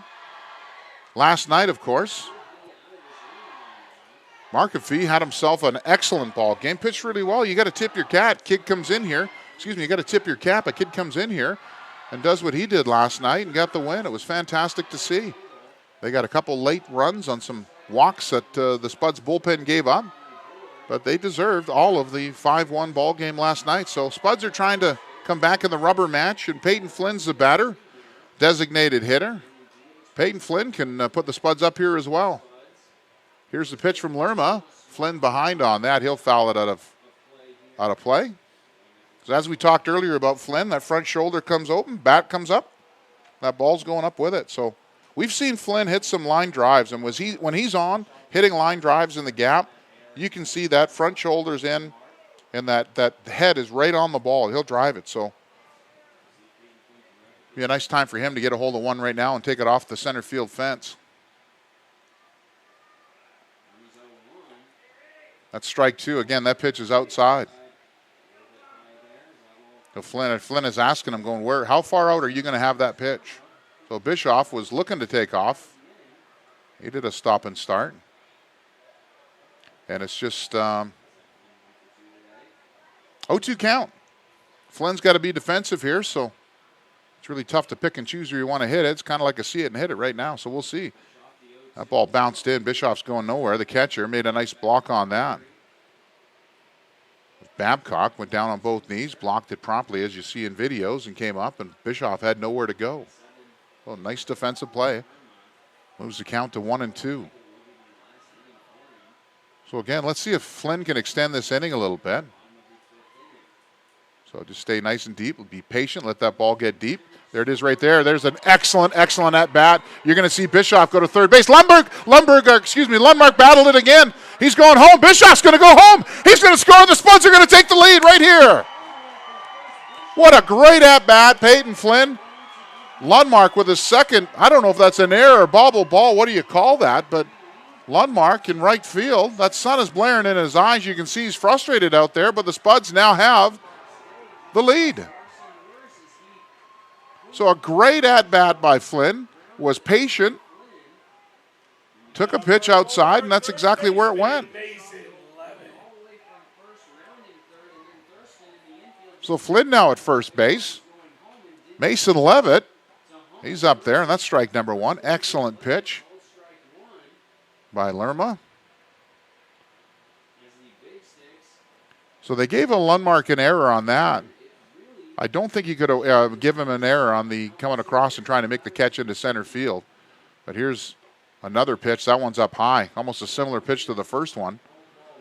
But this one did not drop into the zone. So 1-1, 2 out. Spuds have scored 2 here and looking to continue the inning. Again, nobody in the Big Sticks bullpen.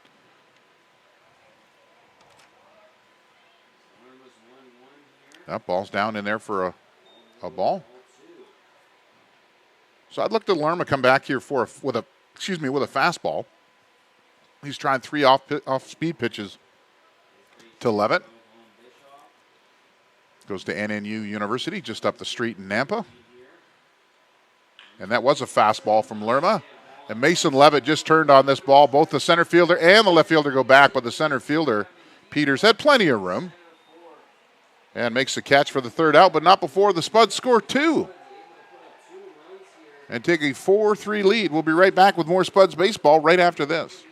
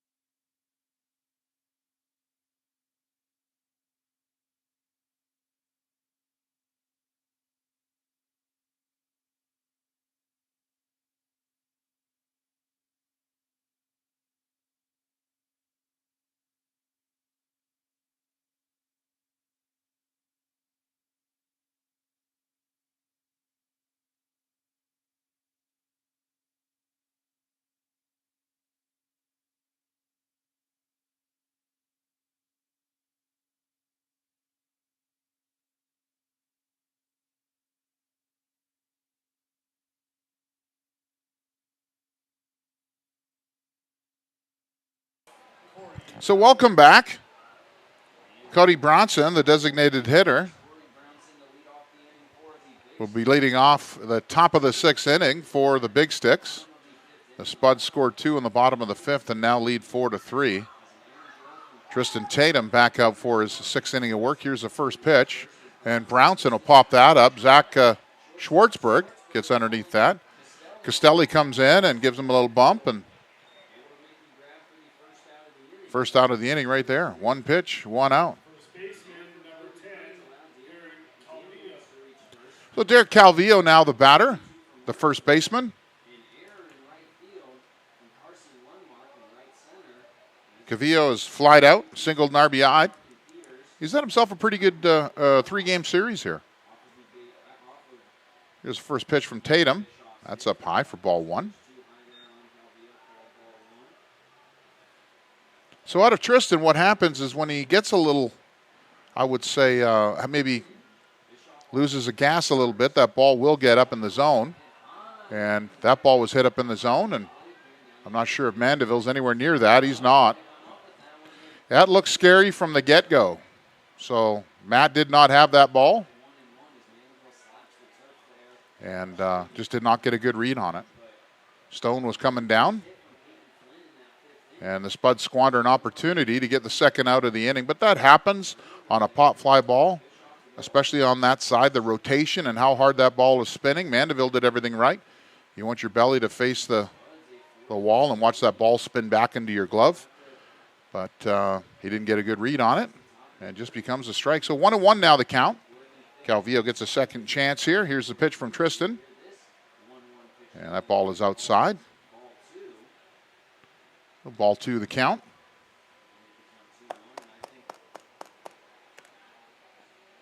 So Calvillo, the number 5 batter for the Big Sticks. And there's a base hit. How quickly that changes. So goes from having 2 out down to a runner at first base. So nice at bat from Calvillo.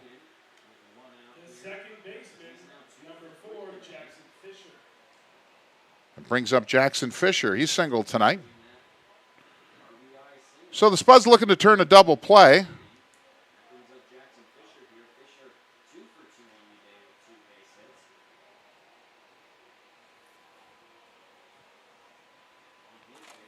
Well, Fisher is 2 for 2 for the night.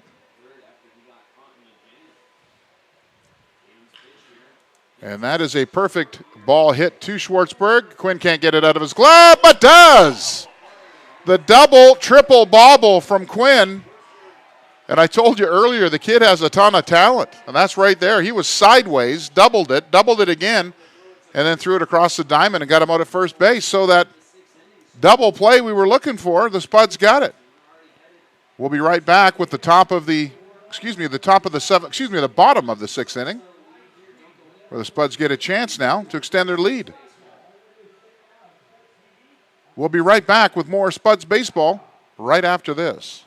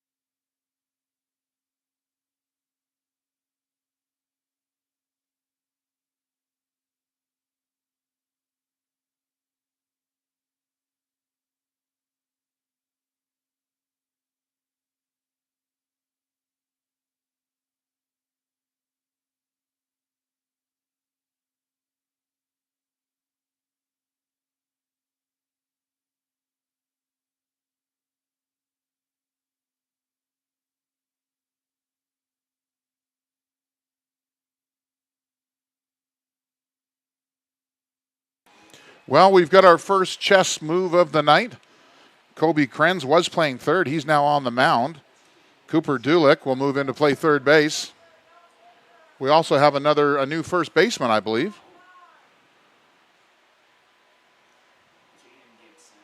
Jaden Gibson is now the first baseman. So they've made some wholesale changes here. Calvia's out. Jaden Gibson will now bat in the number 5 spot, unless they've made a switch from Krenz to Gibson and Dulick for... no, because Dulick has to go to third. I think it's just a straight swap from Calvillo to Jaden Gibson, and then Krenz comes in to pitch, and Dulick now will go to third. So the Big Sticks, I believe, just made those 2 changes. So I'm not sure of the pitch count on Lerma, but he had himself an excellent ball game. Close play at first base. In fact, a couple of them. The Castelli was close, and then, of course, Daniel Wicks was close as well. So Schwartzberg will lead things off. The ever energetic, the well-mannered, excitable Zach Schwartzberg from Saddleback Community College. Excellent family. Got a chance to meet him earlier before the season started. Really super people, and we're super excited to see the growth of this young man. I'll tell you what, he took over shortstop in the Casper series on the road and hasn't left it. He's been consistent and an excellent ball player here. So let's go to the bottom of the 6th inning. Strike 1, the first pitch. Kobe Krenz gone from third now into pitching. So you go from a lefty to a righty, and Krenz quickly jumps out to an 0-2 count. We saw him in that 7-6 win over the Sasquatch just 5 days ago, pitched 4 innings, struck out 3 batters, but we also saw him as one of the 4 pitchers in the Spuds game, which 1 2/3 innings in a 2-0 win, so that's 4 strikeouts.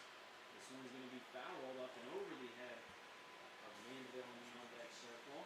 So foul ball down the third base line.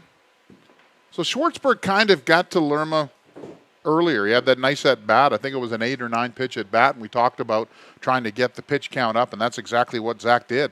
Did his job and got on base and scored the second run. So everything is not about the long ball. It's about solid defense, and that ball's bounces in for ball number 1. It's about solid defense, but really the ability to change the spigot and the speed of the game is what Zach did. Your pitcher just had a tough inning there in the top of the 3rd. They scored 3 runs. Well, the Spuds came back out in the bottom of the 4th, and Schwartzberg got things going with just slowing things down, getting the pitch count up, and it was fun to see. So here's the 1-2 pitch to Schwartzberg. Nobody out. We are in the bottom of the 6th inning, and that pitch is outside. Umpire had a little bit of look on it, but Schwartzberg talking to the umpire right now, and he talks to everybody. He'll help you park your car and talk to you while you're walking to the car. He's just one of those kids that's very excitable, loves playing baseball, and he's one of those guys that you just hope can advance to the next level because he's definitely worked hard enough for it. So speaking of working hard, he's worked the count full. Gone from an 0-2 count. Now it's a 3-2 count. So if Schwartzberg can work himself on, that's where he becomes super valuable. He will steal a base. He will get in motion. He does make smart plays on the base paths. But a nice spot for him to go right now if he can, to stay inside that ball and hit it down the right field line. He'll run for about an hour and a half if that ball gets by the first baseman. And here's the pitch. And he swung on and missed. Not a foul tip. That was a straight strikeout. That was a nice pitch there from Krenz. He went up in the strike zone and got the strike. So Matt Mandeville's now the batter. He's number 8 in the batting order from Cal State East Bay. Working with his partner Tristan Tatum tonight. All Matt has done is an RBI sac fly and an RBI single. So could we see if Matt can get on base here? Maybe a pinch runner. That ball's a strike on the outside. Nice pitch there from Krenz. Let's see if Coach Inigus wants to get into the chess game with the big sticks and maybe get a runner on base and get things moving again. Here's the 0-1 pitch. That ball curved down low though. Nice pitch, just too low.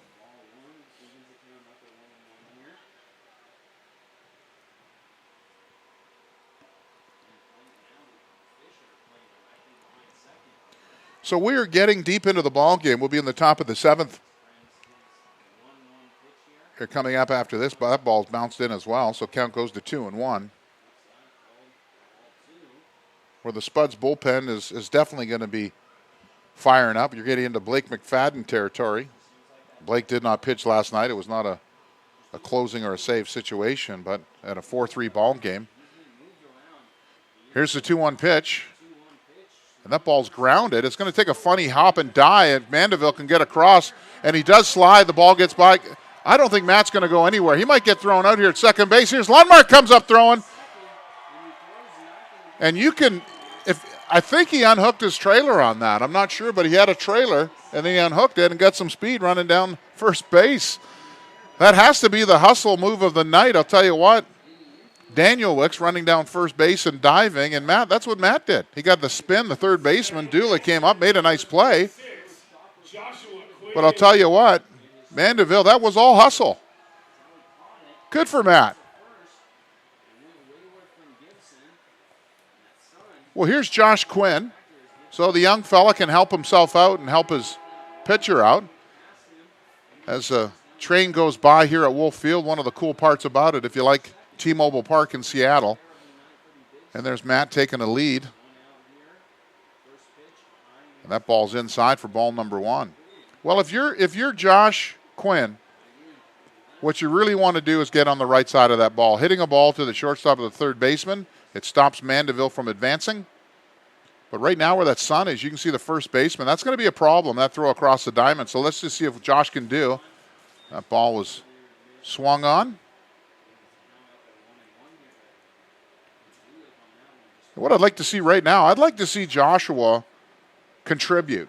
And that's going to feel good for a young guy to be able to get a ball on the ground on the right-hand side, maybe get through.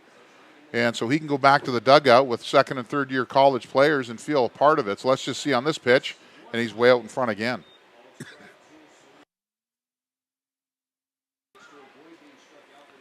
So now Josh has to shorten the bat up a little bit. Again, his job is to put the ball on the right side and advance Mandeville. And if you can put enough gas on it to get through. Here's the pitch. That ball's outside, so it goes to 2-2.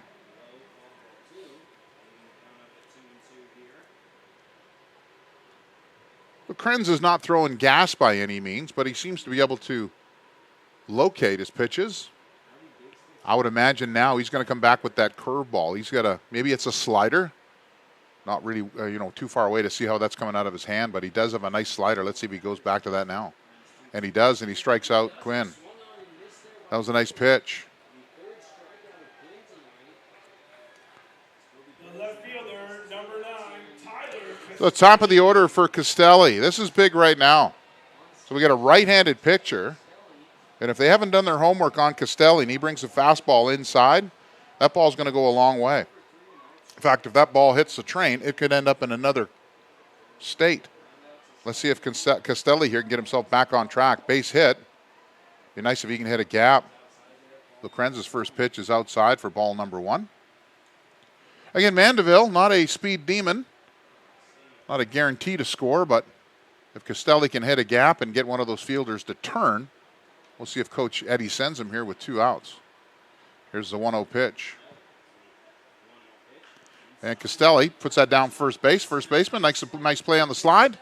Castelli runs hard down first base, but not in time.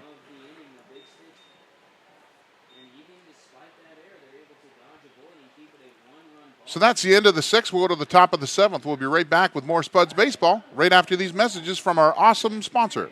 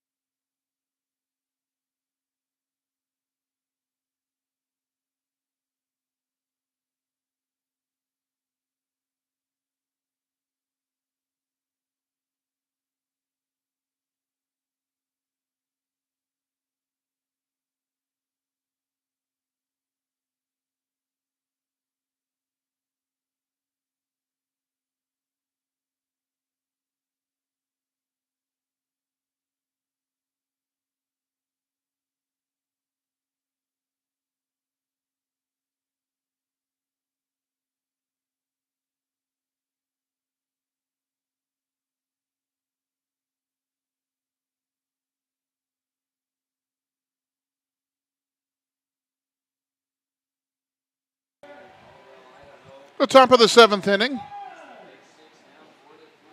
Ethan Badcock, the catcher, defensively has had himself a nice game tonight. Tristan Tatum working into the 7th.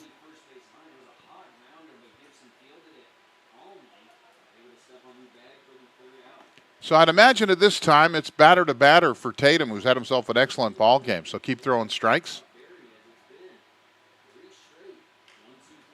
Yeah, that's the first pitch swinging was Badcock. Stone over to have a look at it. I don't think he's got room, and that fouled out, or excuse me, popped out for a long strike just beside the gourmet food truck. I want to say hello to Richard over there. Has probably the most dangerous job in sports. Yeah, Spuds have a 24-foot food truck that makes the best burgers and hot dogs and French fries. And Richard puts his life in his hands when he comes to work because there's no roof on it. So foul balls we've got to be tricky on. So here's the 0-1 pitch. Badcock getting comfortable again now. And Tatum took a bunch off that. And Badcock went swinging on that.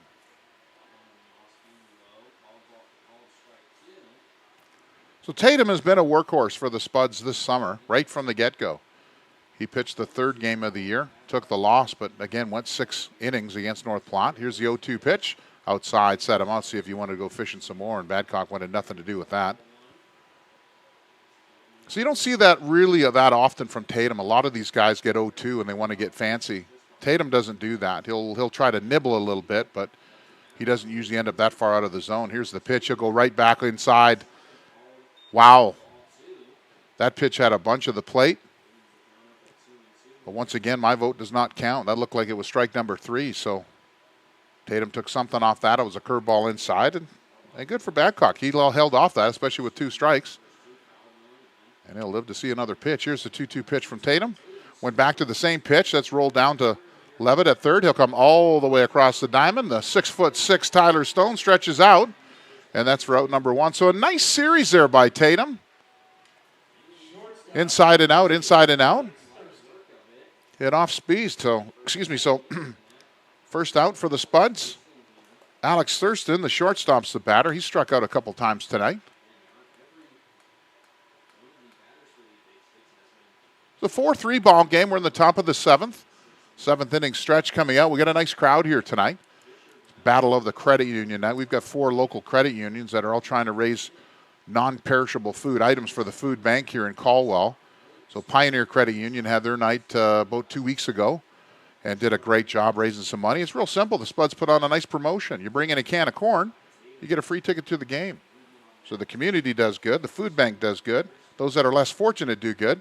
And the Spuds do good because they got some great people at their ball game. So very fortunate. So Clarity Credit Union, another fantastic local credit union here in Canyon County. It was their night tonight. I know they raised a bunch of food. And we've got PF1C Credit Union, which is coming up. And then, of course, ICCU coming up after that. So there's strikeout number 3 for Tristan Tatum. Alex Thurston not happy walking back to the dugout, but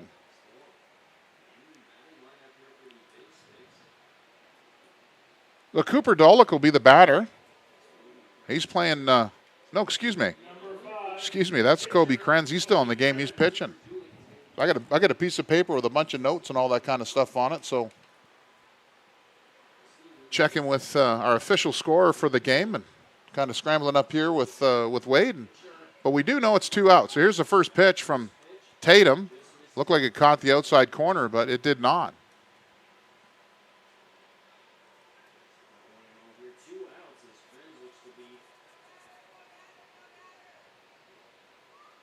So I guess the Big Sticks eliminated their DH, and that's why Cooper Dolick isn't batting. So I think that's what happened anyways. 1-1 count. We do know for a fact it is Kobe Krenz that's batting, number 5.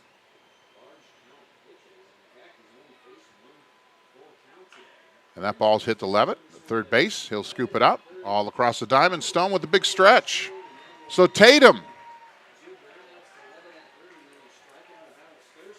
that's his 4th consecutive scoreless innings. Had himself a heck of a ball game. So we're going to go to the bottom of the 7th, folks. Be right back with us here as it's the Spuds 4 and the Big Sticks 3. We'll be right back with more Spuds baseball right after these messages.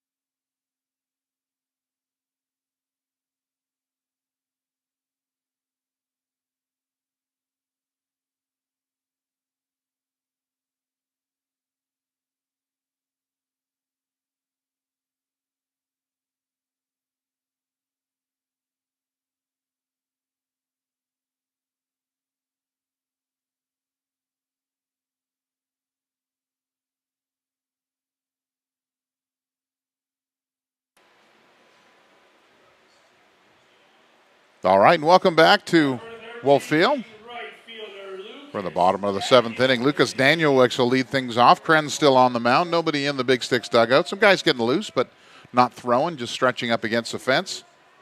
So I want to say a special hello out to Shaughnessy Dobish, my beautiful wife in Apollo Beach, Florida, the owner of the Spuds. I'll be hanging out tonight watching a beautiful sunset. Yeah, she's a home designer and interior decorator and restaurateur, and I think they call them winery kind of folks, so that's what she does. Hasn't had a chance to come back this summer.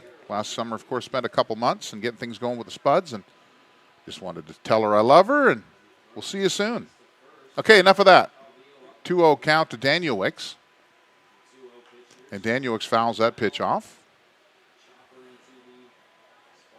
Got some exciting news from the nice folks at St. Chapelle Winery here locally, where last summer Shaughnessy was opening up a new winery there in Tampa Bay, where exclusively have St. Chapelle and Sawtooth wines. It's been a nice mix for the Tampa Bay area. Here's the pitch, and that hits Danielewicz. So Danielewicz is on at first base, and that's going to bring up Tyler Stone. So I've never done a winery tour before, and if you ever come to Caldwell, there's about 40 wineries within an hour drive here of in the Treasure Valley, and they're just a lot of fun. But Meredith Smith and the nice folks at St. Chapelle took us on. I've got my friends down from Port Alberni on Vancouver Island, and we just had such an awesome time. I've never been inside the makings of a successful winery before, but it was pretty cool. So Tyler Stone now. See if he can get a hold of something here. His first pitch fouls off. Like I said, there's like 40 wineries within an hour's drive here in Caldwell, so you get a chance. There's some great ones. Parma Ridge, there's some fantastic people. Go see Stephanie and Storm up there. The food is unbelievable. So a lot of these wineries will have a charcuterie board or, you know, some chips and stuff like that. You go to Parma Ridge, it's a gourmet meal. It's absolutely fantastic. So we see Stephanie and Storm at the games and their kids. I love it. They're huge Spuds sponsors. There's a pitch out right there. It wasn't a pitch out. That would have been a wild pitch, but nice move by the catcher, Babcock. So, like I said, any of the Spuds fans coming in and out of town to see your son, or please make some time to support the local wineries around Caldwell. They're fantastic people. So, 1-1 count. Danielewicz at first. Stone's the batter. That pitch is outside. He's done that now 3 times to Tyler Stone. I don't understand how that's a strike in any league. That ball was in the right-handed batter's box. And the only thing Tyler can do to get to that is reach right across the plate. So we'll see. Let's see if Tyler can battle back here. Goes to first base. That's still a tough call right now as the new first baseman there, Jaden Gibson. That sun's in his eyes. You can see right over to first base coach Jeff Woodside. What I'd like to see here is you get a situation where he's calling that outside pitch. Just have Stone lay a bunt down the third base line. He's going to get on base. They're paying him to pull. When he strikes him out, comes in with a fastball. That's an excellent pitch by Krenz. So that's out number 1. So Owen Bischoff, the cleanup hitter, the center fielder from Western Oregon University. Owen Bischoff is number 1, so it's OB1. So he comes out to the theme from Star Wars for OB1 Kenobi. Owen is a fan favorite. He's a hustler here. I'll tell you what, he's going to be a huge asset to that Western Oregon University team. Danielewicz takes his lead, 1 out. We're in the bottom of the 7th. That pitch is up high for ball 1. So again, want to say hello to all the fans in Dickinson, North Dakota, the Badlands Big Sticks, the friends and family, the parents. Welcome to Spuds TV. If this is your first time with us, Nick Gruber, our normal voice of the Spuds, is taking another vacation. He's just gone for the night, but more than happy to fill in for him here. Nick, enjoy yourself. That pitch is inside, did not break. So, believe it or not, that pitch was closer to the plate than the one that he called the strike on Stone. That has been a problem the last couple weeks here. It's just not a strike. It is a strike because the umpire called it, and I won't argue that, but that's tough on a young batter. to continually have that situation. We've got some excellent umpires in this league. I'm not saying they're not. It's just got to be frustrating. So 2-0 count to Bischoff, 1 out. Spuds trying to expand on a 4-2 lead here in the bottom of the 7th.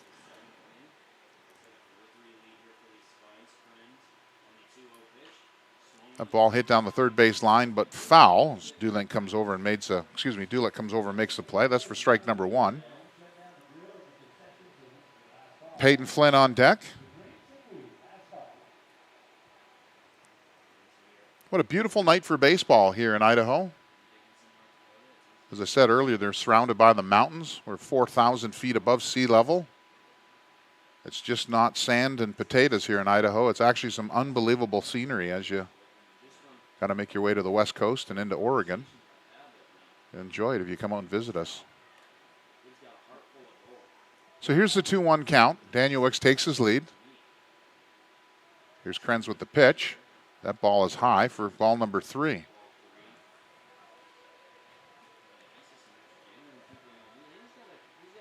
So both these teams will hit the road tonight on their way back to Dickinson. Now there's a giant hole on the right side as the second baseman now is covering it in the event that Daniel Wicks is off, but he doesn't have to because that's ball 4. So Bischoff with an excellent at-bat, as the Spuds now have runners at first and second base. Nobody up. There is now a pitcher up, down in the Big Sticks bullpen. Not hot by any means, just getting loose.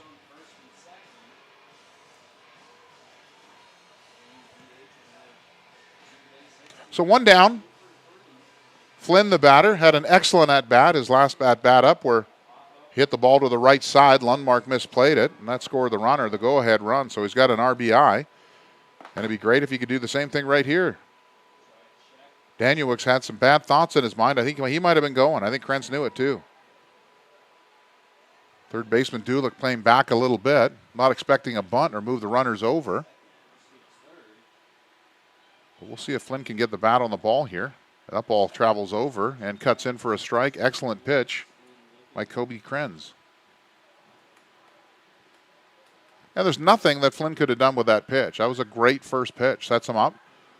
It's kind of a show-me pitch, but there's nowhere Flynn could have gone with that ball. So let's see if Flynn can hit a gap here and hit something hard. Does not. Same pitch from Krenz. The only difference is this time Flynn thought he could swing at it. The sad part is there's nothing he would have done had he hit it. That ball would have bounced shortly foul and then strike 2. So in this particular case, you're just sitting on a pitch. You don't go fishing right here. You sit on what you want. So if you've seen this kid's fastball, if you're looking for a fastball, sit on that. It's an 0-2 count now, so Flynn's going to choke up a little bit. Should really try to hit that ball on the right-hand side. Here's the pitch. Way outside. That ball is a wild pitch. Both the runners will advance. So now it adds additional pressure. Now you have Daniel Wicks, who's going to be bouncing around on third base. You've got Bischoff now, who is in scoring position. Both Daniel Wicks and Bischoff are in scoring position. And we're going to get a visit here from the Big Sticks coach. And we're going to take a moment here and thank the nice folks at 10 Barrel Brewing. So if you're in this area, you know who 10 Barrel Brewing is. They're the #1 beer in the world. They're not, but they are to us. They're awesome people. And I want to thank them for all their awesome sponsorship. So we'll be right back right after this coaches meeting.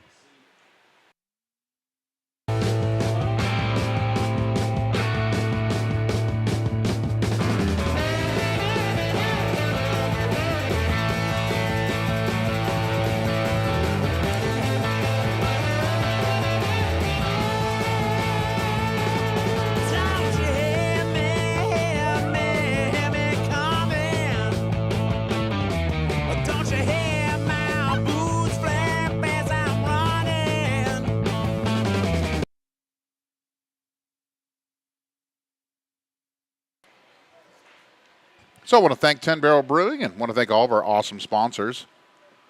Without our sponsors, the Spuds don't happen. Without sponsors, the Big Sticks don't happen. So if you get an opportunity and you know they're a sponsor of either one of these ball teams, just say thanks. If you're in Dickinson, just say, hey, the Big Sticks say thank you. If you're here, say Spuds say thank you. Here's the 1-2 pitch to Flynn. And struck him out.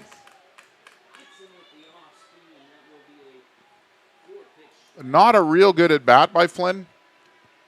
Saw that pitch 3 times. Swung at it twice and let it go for the first pitch, but great setup for Krenz. Same pitch all times, except for the ball that was on the dirt there that got away from the catcher. So Mason Levitt, third baseman from NNU, had himself a nice night tonight. Let's see if Mason can continue. That pitch is over for strike 1. Again, the complaint being is that ball starts outside and drops outside.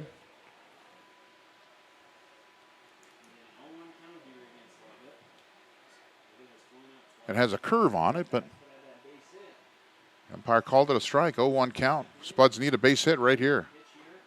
Went back to it. That ball had too much on it for ball number 1.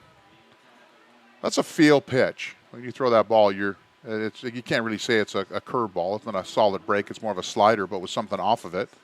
And Krenz throws a nice pitch. So I can't imagine him giving Mason Levitt anything to drive to the right side. That's where all the trouble's going to cause for him. So he's probably going to stay on the inside, and he doesn't. That's crazy. Well, the catcher Babcock throws down to third base. You got to have your wits about you with a 1-run ball game and throw that ball down there. That could be big trouble. That would score both the runners. So there's a 2-1 pitch, 2 out. Levitt can take that ball to the right side. Let's just see what happens here. Pitcher goes outside again. It's a 3-1 count. First base is open. Well, let's see if Krenz comes back with that inside slider. I wouldn't imagine that's what he wants to do right now. He's trying to go outside. He's just not getting that pitch. He's trying to pick that outside corner. Let's see if he comes back inside, and he doesn't. He goes right down the heart of the plate. Now it's a full count. Spud's looking for some insurance.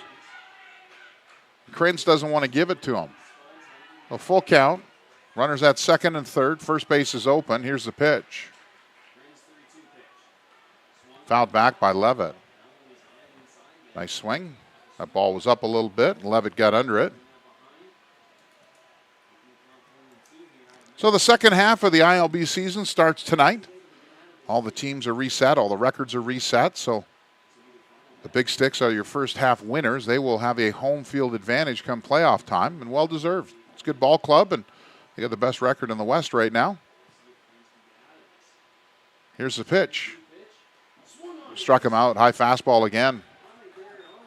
So the Spuds leave 2 on 2 late strikeouts from Flynn and Levitt. And we'll be right back with the top of the 8th inning right after these messages from another awesome sponsor.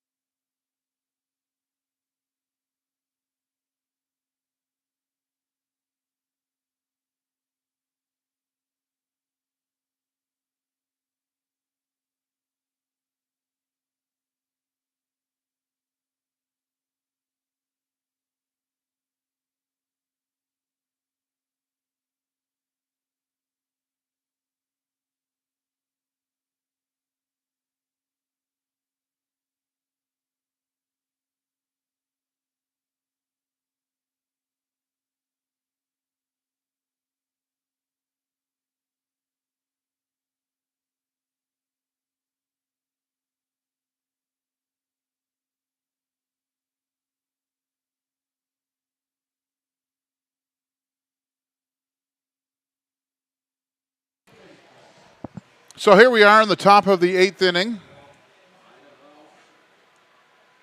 Spuds leading 4-3.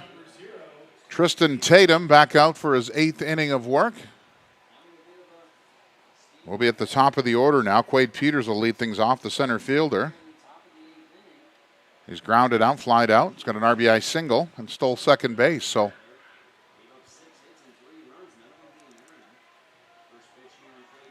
that pitch is down low for a ball. I'd have to imagine at this point in time that Blake McFadden's ready. And that pitch is a ball two. Or a ball as well. But it is ball two.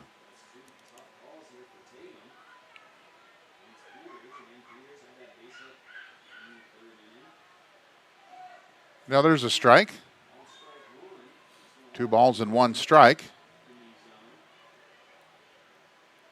So Tatum has had a fantastic game. He's given up 6 hits. And that's a base hit right there from Quaid.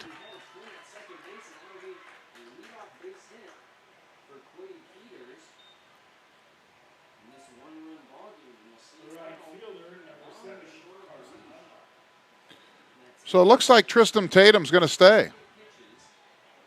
You have a left-handed reliever and a left-handed batter now in Carson Lundmark.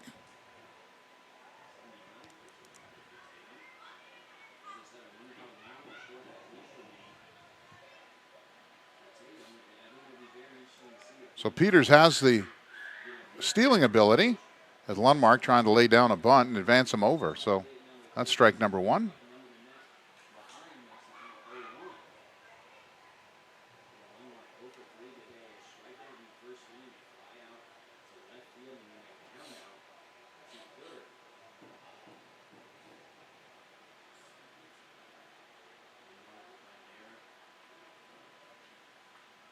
So 0-1 count to Lundmark. And there he goes. Hit and run was on, and he can't come up with the ball. Stolen base. He's going to say catcher's interference. Oh, batter's out. Someone's out. He's calling the runner out. Oh, the interference from Lundmark. That's absolutely right, sir. There is one out. So Lundmark reached across, and it was a hit and run. I think the pitch from Tatum was up and outside. Lundmark reached over and made contact with Mandeville, trying to throw the runner out. So the runner at first base is out. I mean, it's once you've called that interference, there's really no talking to anybody else about it. It's interference. So the Big Sticks squander an opportunity there with the stolen base, but now we know why they got it. Interference on Lundmark. So it's an 0-2 count now. So that is a significant change to the inning and 1 out. And Lundmark turns on that. Bischoff camping under that a little bit. That goes way up there. So now there's 2 outs. The Spuds have dodged a bullet here in the 8th inning. And without playing things forward, but if Peters gets to second base, that would have been a sacrifice fly. With 1 out and a runner at third base, this inning is completely changed around. And I don't think the third base coach was arguing at all. I mean, it was a pretty cut and dry right out of the box that there's interference there, and you knew it was a hit and run. Because Lundmark swung at a pitch that was 4 feet out of the strike zone. So, and there's the first pitch. The bunt is a strike. What a strange series of events here. As the third base coach wants to have a conversation with Bunn. Maybe slow things down a little bit. The pitcher in the Big Sticks bullpen, a big right-hander getting loose. So, and again, want to welcome all these Spuds and everybody in Tatertown and Tater Nation and second-year franchise, and want to say thank you to the city of Caldwell and really all of Canyon County. What a great group of people. They've welcomed the Spuds here, and my family. My son is the really the co-owner. Our family is a managing partner. My son runs the day-to-day operations, and they've really just welcomed him with open arms. And it's been exciting to see a young man of 25 years of age and the job that he's doing in this community. And stuff like today, we had the Caldwell Library here, so every player on the Spuds, was here reading books to young children less fortunate in the Caldwell community. And then tonight, being able to raise some money with Clarity Credit Union or the Salvation Army is pretty cool. A pitch in there for a strike. Count now Called strike 2. is 1 ball and 2 strikes.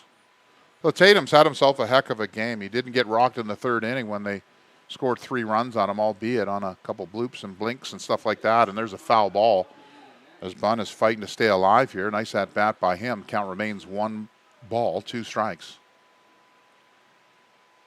So a nice day for the Spuds in the community, and that's really what these guys are all about. And every team in the ILB, I can tell you, to a team and to an owner, you've got to be hands-on in the community. Here's the 1-2 pitch from Tatum. Outside, strike 3. Absolutely rung him up. Excellent pitch by Tatum. Nice save there by Mandeville. And that's going to take us to the bottom of the 8th inning. We'll be right back with more Spuds baseball right after these messages from awesome sponsors.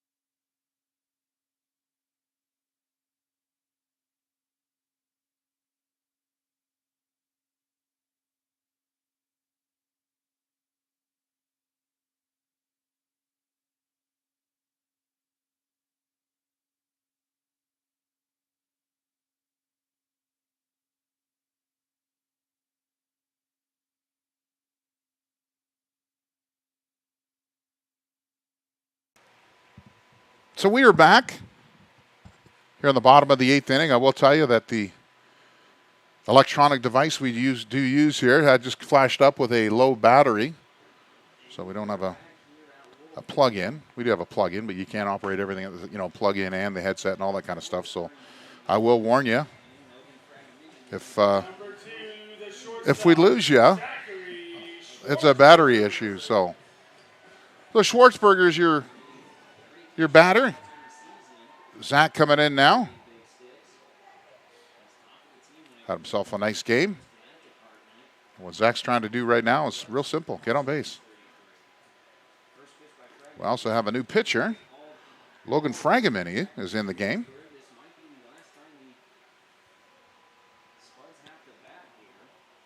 Fragamini is his first inning here. Pitching their first strike.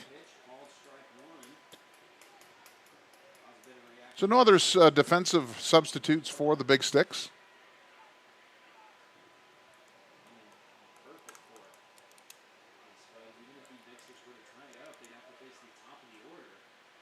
There's the pitch. Curveball, nice pitch. Count now goes to 1 ball and 2 strikes.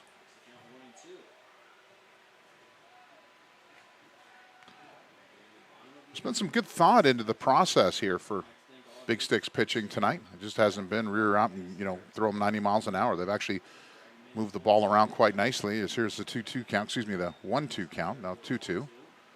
There's actually been some thought as to where that ball is going to go. Inside now, you've seen it a couple times with Spud slugger Tyler Stone.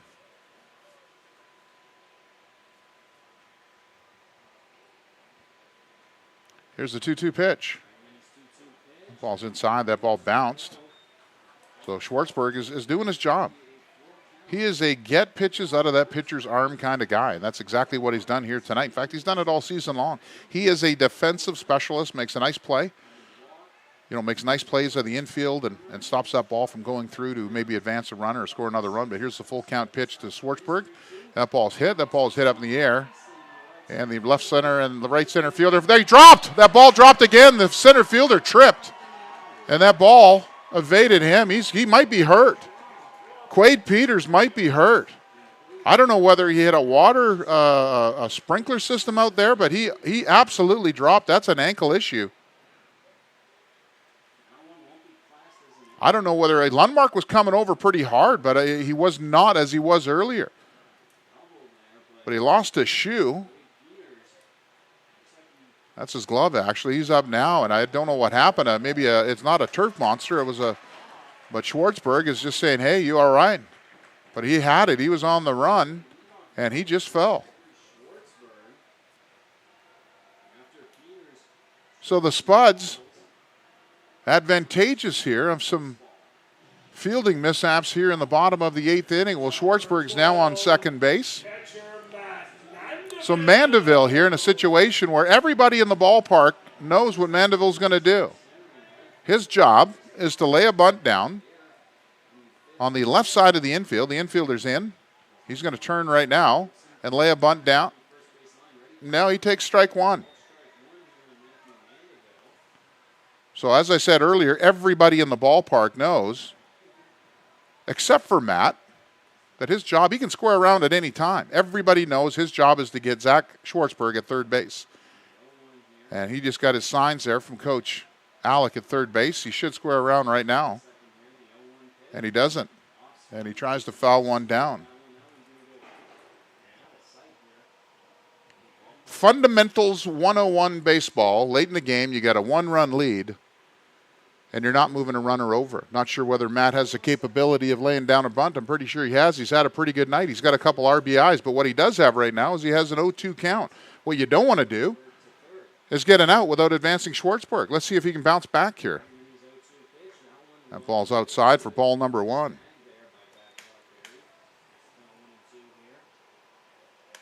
So Tatum's night looks to be done. I see him down in the bullpen there. He's got ice on the shoulder. It may be Blake McFadden time, but wouldn't it be nice to put on another run here, some insurance? So let's see if Mandeville. Ball's outside.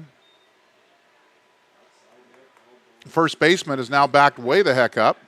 He don't have to be right up front. He knew Mandeville was going to bunt. So let's see if Matt can battle back. It's a 2-2 count. All he has to do is hit a ground ball on the right side. That advances Schwartzberg. And he fouls it out of play.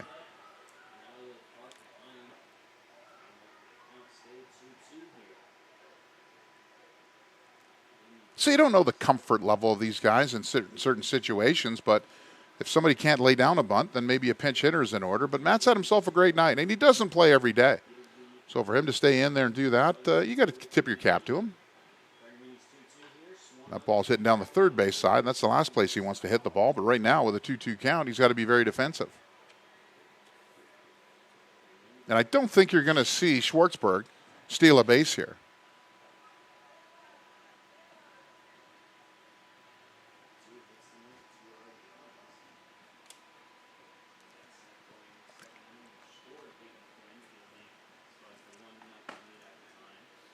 Here's a 2-2 pitch.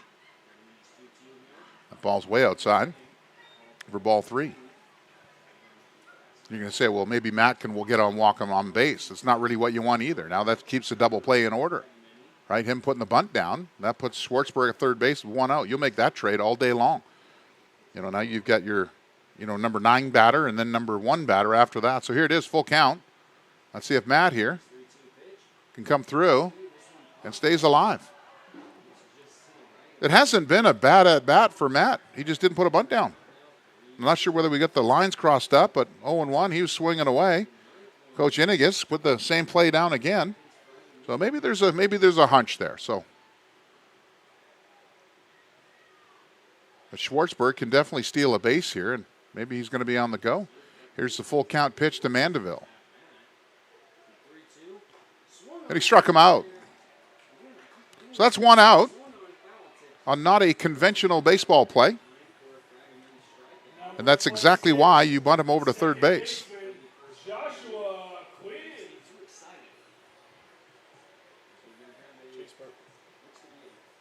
So Chase Burke now is your pinch hitter.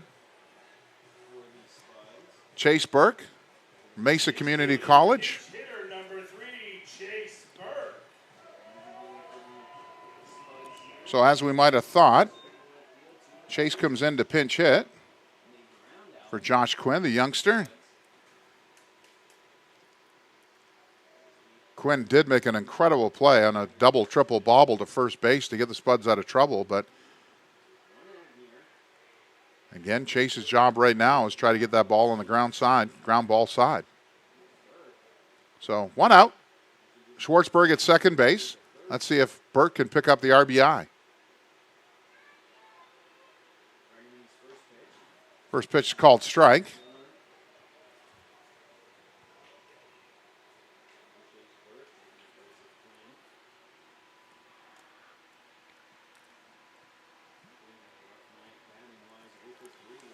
Here's the 0-1 pitch. That hit him.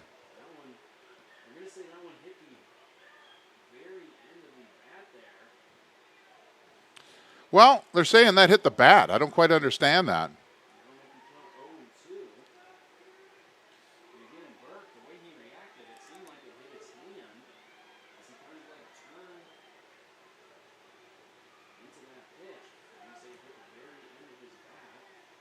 So Burke's trying to shake it off. He's definitely hit in the hand.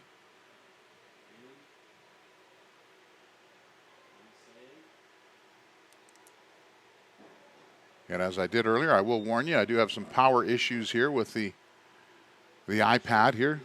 As Burke is shaking it off there where he got hit on the hand with the ball. Nevertheless, we've got a runner still at second base with one out and an 0-2 count.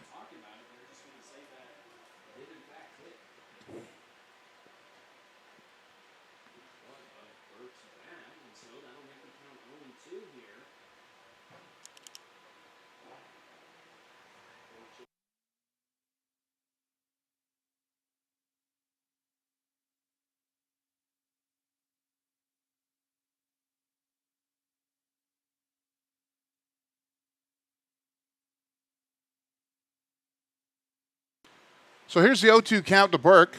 There goes Schwartzberg. That ball's outside. That should have been done 5 minutes ago. So there's your Mandeville bunt down to first base with the out. As we are trying to struggle a little bit here and get some power up in the tower.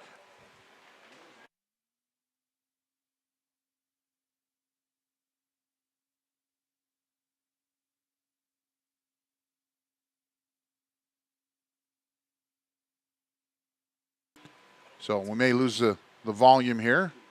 But we want to make sure everybody gets to see the rest of the game. That's a line drive right to the third baseman. That could have been dangerous. So the Spuds advance the runner. But now there's 2 outs with Schwartzberg at first base. Number 9, the left fielder. So we still have 5% power. Tyler Castelli is the batter. So we're going to try to hang on here as long as we can with. So now you had a leadoff batter at second base with nobody out. Now you've got 2 outs and a runner at third. So Mandeville gets that bunt down. And it's different. But it's not. It's 4-3 Spuds. Here we are in the bottom of the 8th inning. Castelli looking for a base hit. That ball's bounced in there. It's a big, big difference with Schwartzberg at third base. That catcher lets go of that ball. You now can score a run without the advantage of having a base hit. And the pitcher knows he's there. He's now pitching out of the windup, not out of the stretch. So let's see if Castelli here can hit something on the button.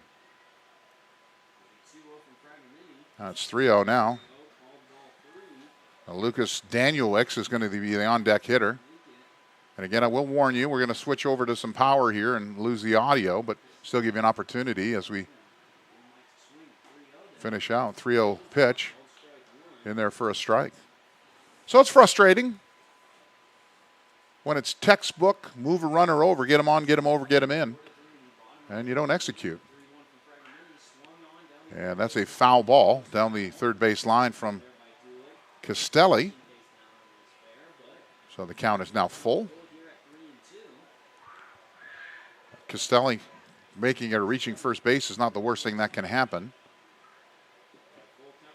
We want to keep the pressure on. Daniel Wicks, and then after that is Tyler Stone. So here's the full count pitch from Pregame. Time is called. Castelli calls time. Wants to see if Pregame wants to talk about it a little bit more. Logan just came in the 9th inning.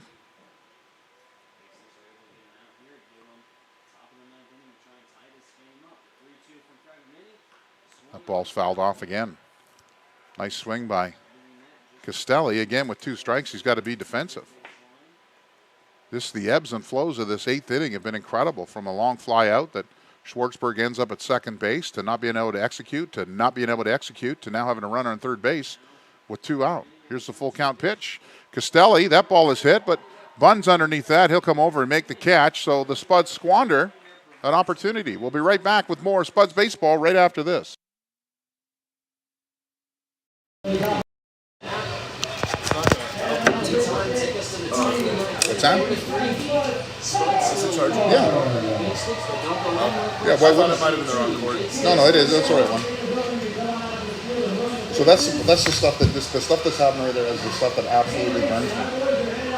You know what I mean? From a coaching standpoint? From a fundamental standpoint. You got a runner at second base with nobody out, right? You got man to man, right? Well, if the coach gave him... No, I'm not saying it was his thing. He definitely... Alex was the one that gave him what to do. Well, he didn't square away. No. He told him to hit away. Yeah. That's my point. Yeah, I see. Okay. Anybody in the world, did you think he should have bunted right there? Yes. Yeah, it's 100%. Yeah. The first baseman knew he was going to bunt. You're just trying to put runners in the best position to Boom. score. Is that McFadden again? Yep. Who's batting next? Should be Brownson. Brownson, but Dulick came in. Should still. Yeah, no, Brownson's still in the game. Where's he been playing though? No, what is that? He's the DH tonight. Yeah, but the pitcher is batting. Yeah, I don't know who it would. Hence my question. Oh, it's going to be a pinch hitter. I believe that's Dulick. Does he change at catcher?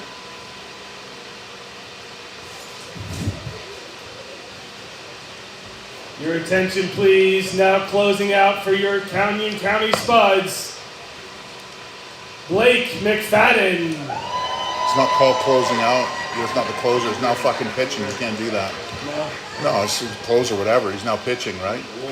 So it's not the closing out. New pitcher on the mound, Blake McFadden, and again, no runs since the 27th of May, the last time that McFadden's given up a run was against the Plainsmen off of 1 hit. 5 batters faced in the Spuds 7-6 loss against the Plainsmen. He pitched 1 in the 3rd inning, only gave up 2 hits against the Big Sticks in their 9-3 win. Struck out 4 batters and 7 faced, so it's not going to Keller's catching. The Big Sticks here. As to lead off the inning is going to be Cooper Dulick.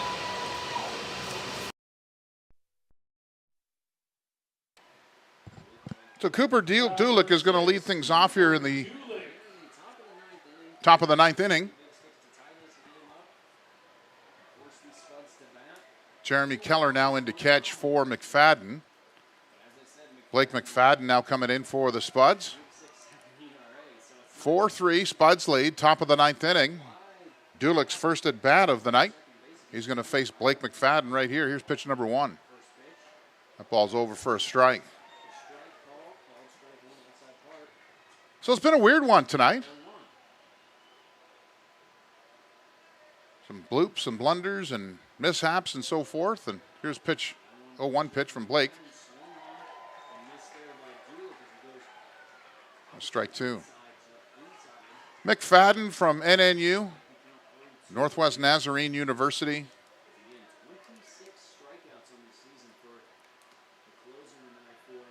Here's the 0-2 pitch. Pitch is inside. That did hit him. So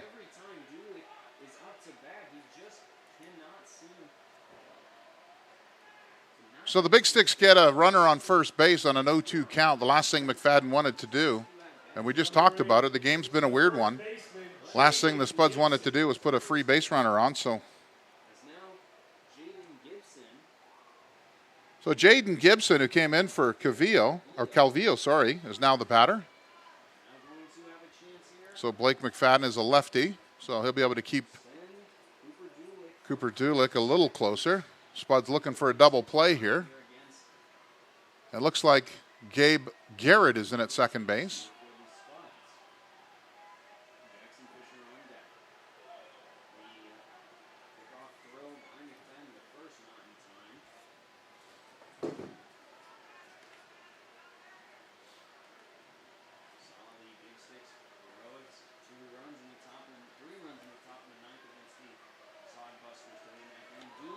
So there's a guy squaring around the bunt. Almost was a sacrifice fly to right field.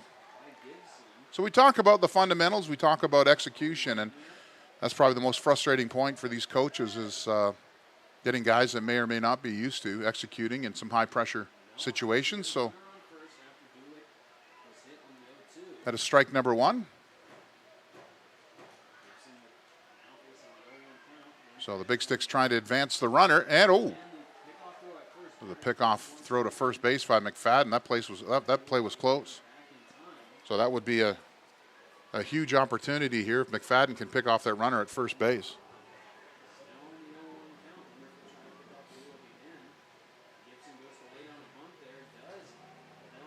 And again, another mis-executed bunt.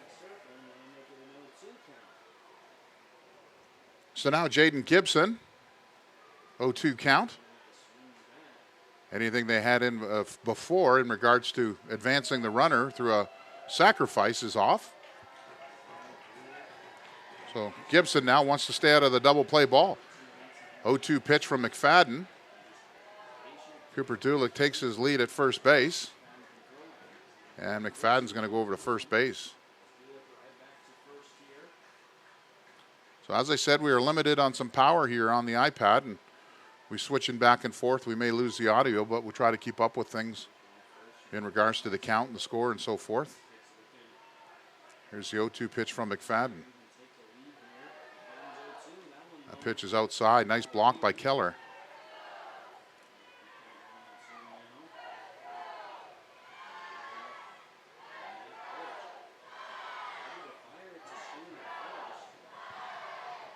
They call him Scotty Mack. He is the best on-field entertainer in college baseball, summer collegiate baseball. He's absolutely awesome. He's trying to keep the fans in this. Here's the 1-2 pitch from McFadden. That pitch is in. Oh, thought that was in there for a strike. McFadden's asking, where was that?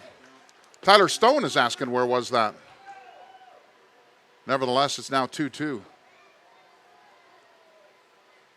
So Spud's looking for a ground ball here. And Jaden Gibson is trying to advance the runner over to second base. Nobody out. Top of the ninth. McFadden in. Here's the 2-2 pitch. Outside. That is ball three. So McFadden now, after going 0-2 to Dulick and then hitting him, and now after going 0-2 to Jaden Gibson, now worked his way back to a 3-2 count.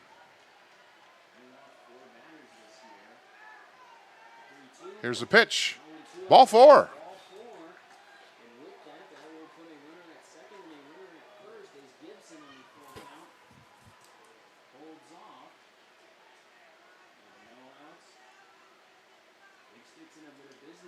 Number 4, the second baseman, Jackson Fisher.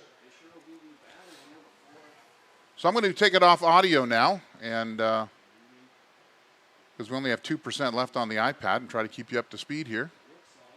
We'll be right back. On deck for the Big Stick is a big moment. Runners on first and second. No outs after the 4-count walk of Jaden Gibson. In for McFadden. He had Dulick in the 0-2 hole. In the 0-2, pitch hit. Dulick was allowing him to walk to first, and then had Gibson in the 0-2 hole after Gibson tried to lay down 2 bunts. And it looks like we'll have a pinch runner But it's not on there though. This is a mute, right? It'll be on that. That's going to be Jaden Singleton at first. What's that? now. I think there's like a microphone. No, right there. Oh, there might be one on iPad, but it's not going over the broadcast. Place of Jaden Gibson. As I said, Yeah, that's fine. second You see the blue one right there? baseman Fisher up to bat. He's To the 2 for mute 3 one. tonight, 2 base hits. Yeah. Just saying. Yeah, I'm moving it. Sixth inning, grounded into the 6-4-3 to end it. Runner on first and second here. Fisher's going to lay down a bunt. Advancing runner. That's a perfect bunt. McFadden on the throw to first in time, but the base sticks. There's the fundamental sack bunker for Jackson Fisher to advance both Singleton to second and Jewett to third. And that brings up Ethan back. Number 30, catcher Ethan Hits Babcock. here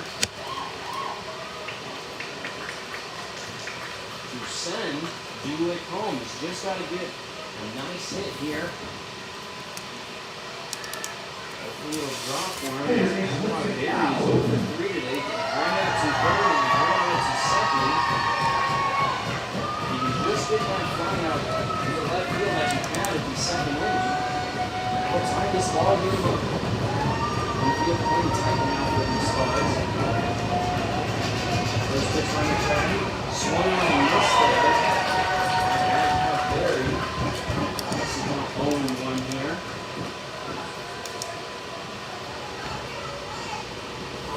On deck from the big sticks from Alex Erlong. It's Alex Thurston. One out here. Top of the ninth inning.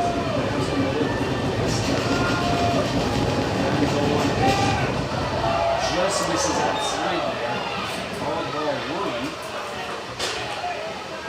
Pitch very close there.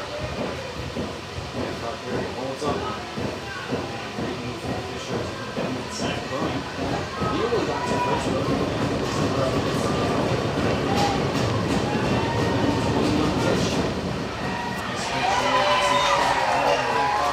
Barely hooking, and that'll make you count 1 and 2 now. And they did it against the Sodbusters. We'll see if they can do it against the Spuds. Runners on second and third.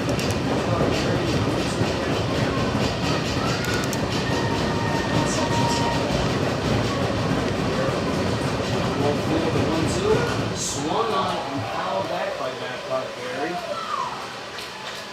He's counting at 1 and 2. Babcock Berry's now reach out behind the plate tonight for the big sticks. See if he can deliver a tying run home.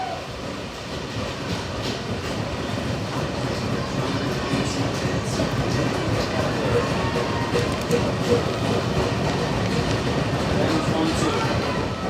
Outside ball 2. He's count up. 2 and 2. What was he? What pitch we got there? This one will be the 6th. Here this is the series. Starts off the second half of the season.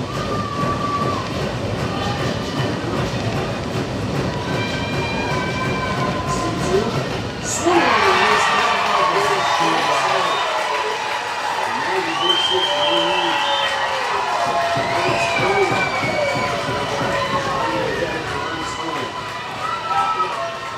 New batter, pinch hitter. Spuds. Thank you. Gonna move back. In normal positions here. Who's pitching now? Number 1, Alex Erlog. Alex Erlov. Erlup. Erlob. Erlog. Pinch hitter number 1, Alex Erlog. Third, fourth, and seventh inning. There's 2 outs here. Top of the ninth inning. Tying run at third. Leading run at second.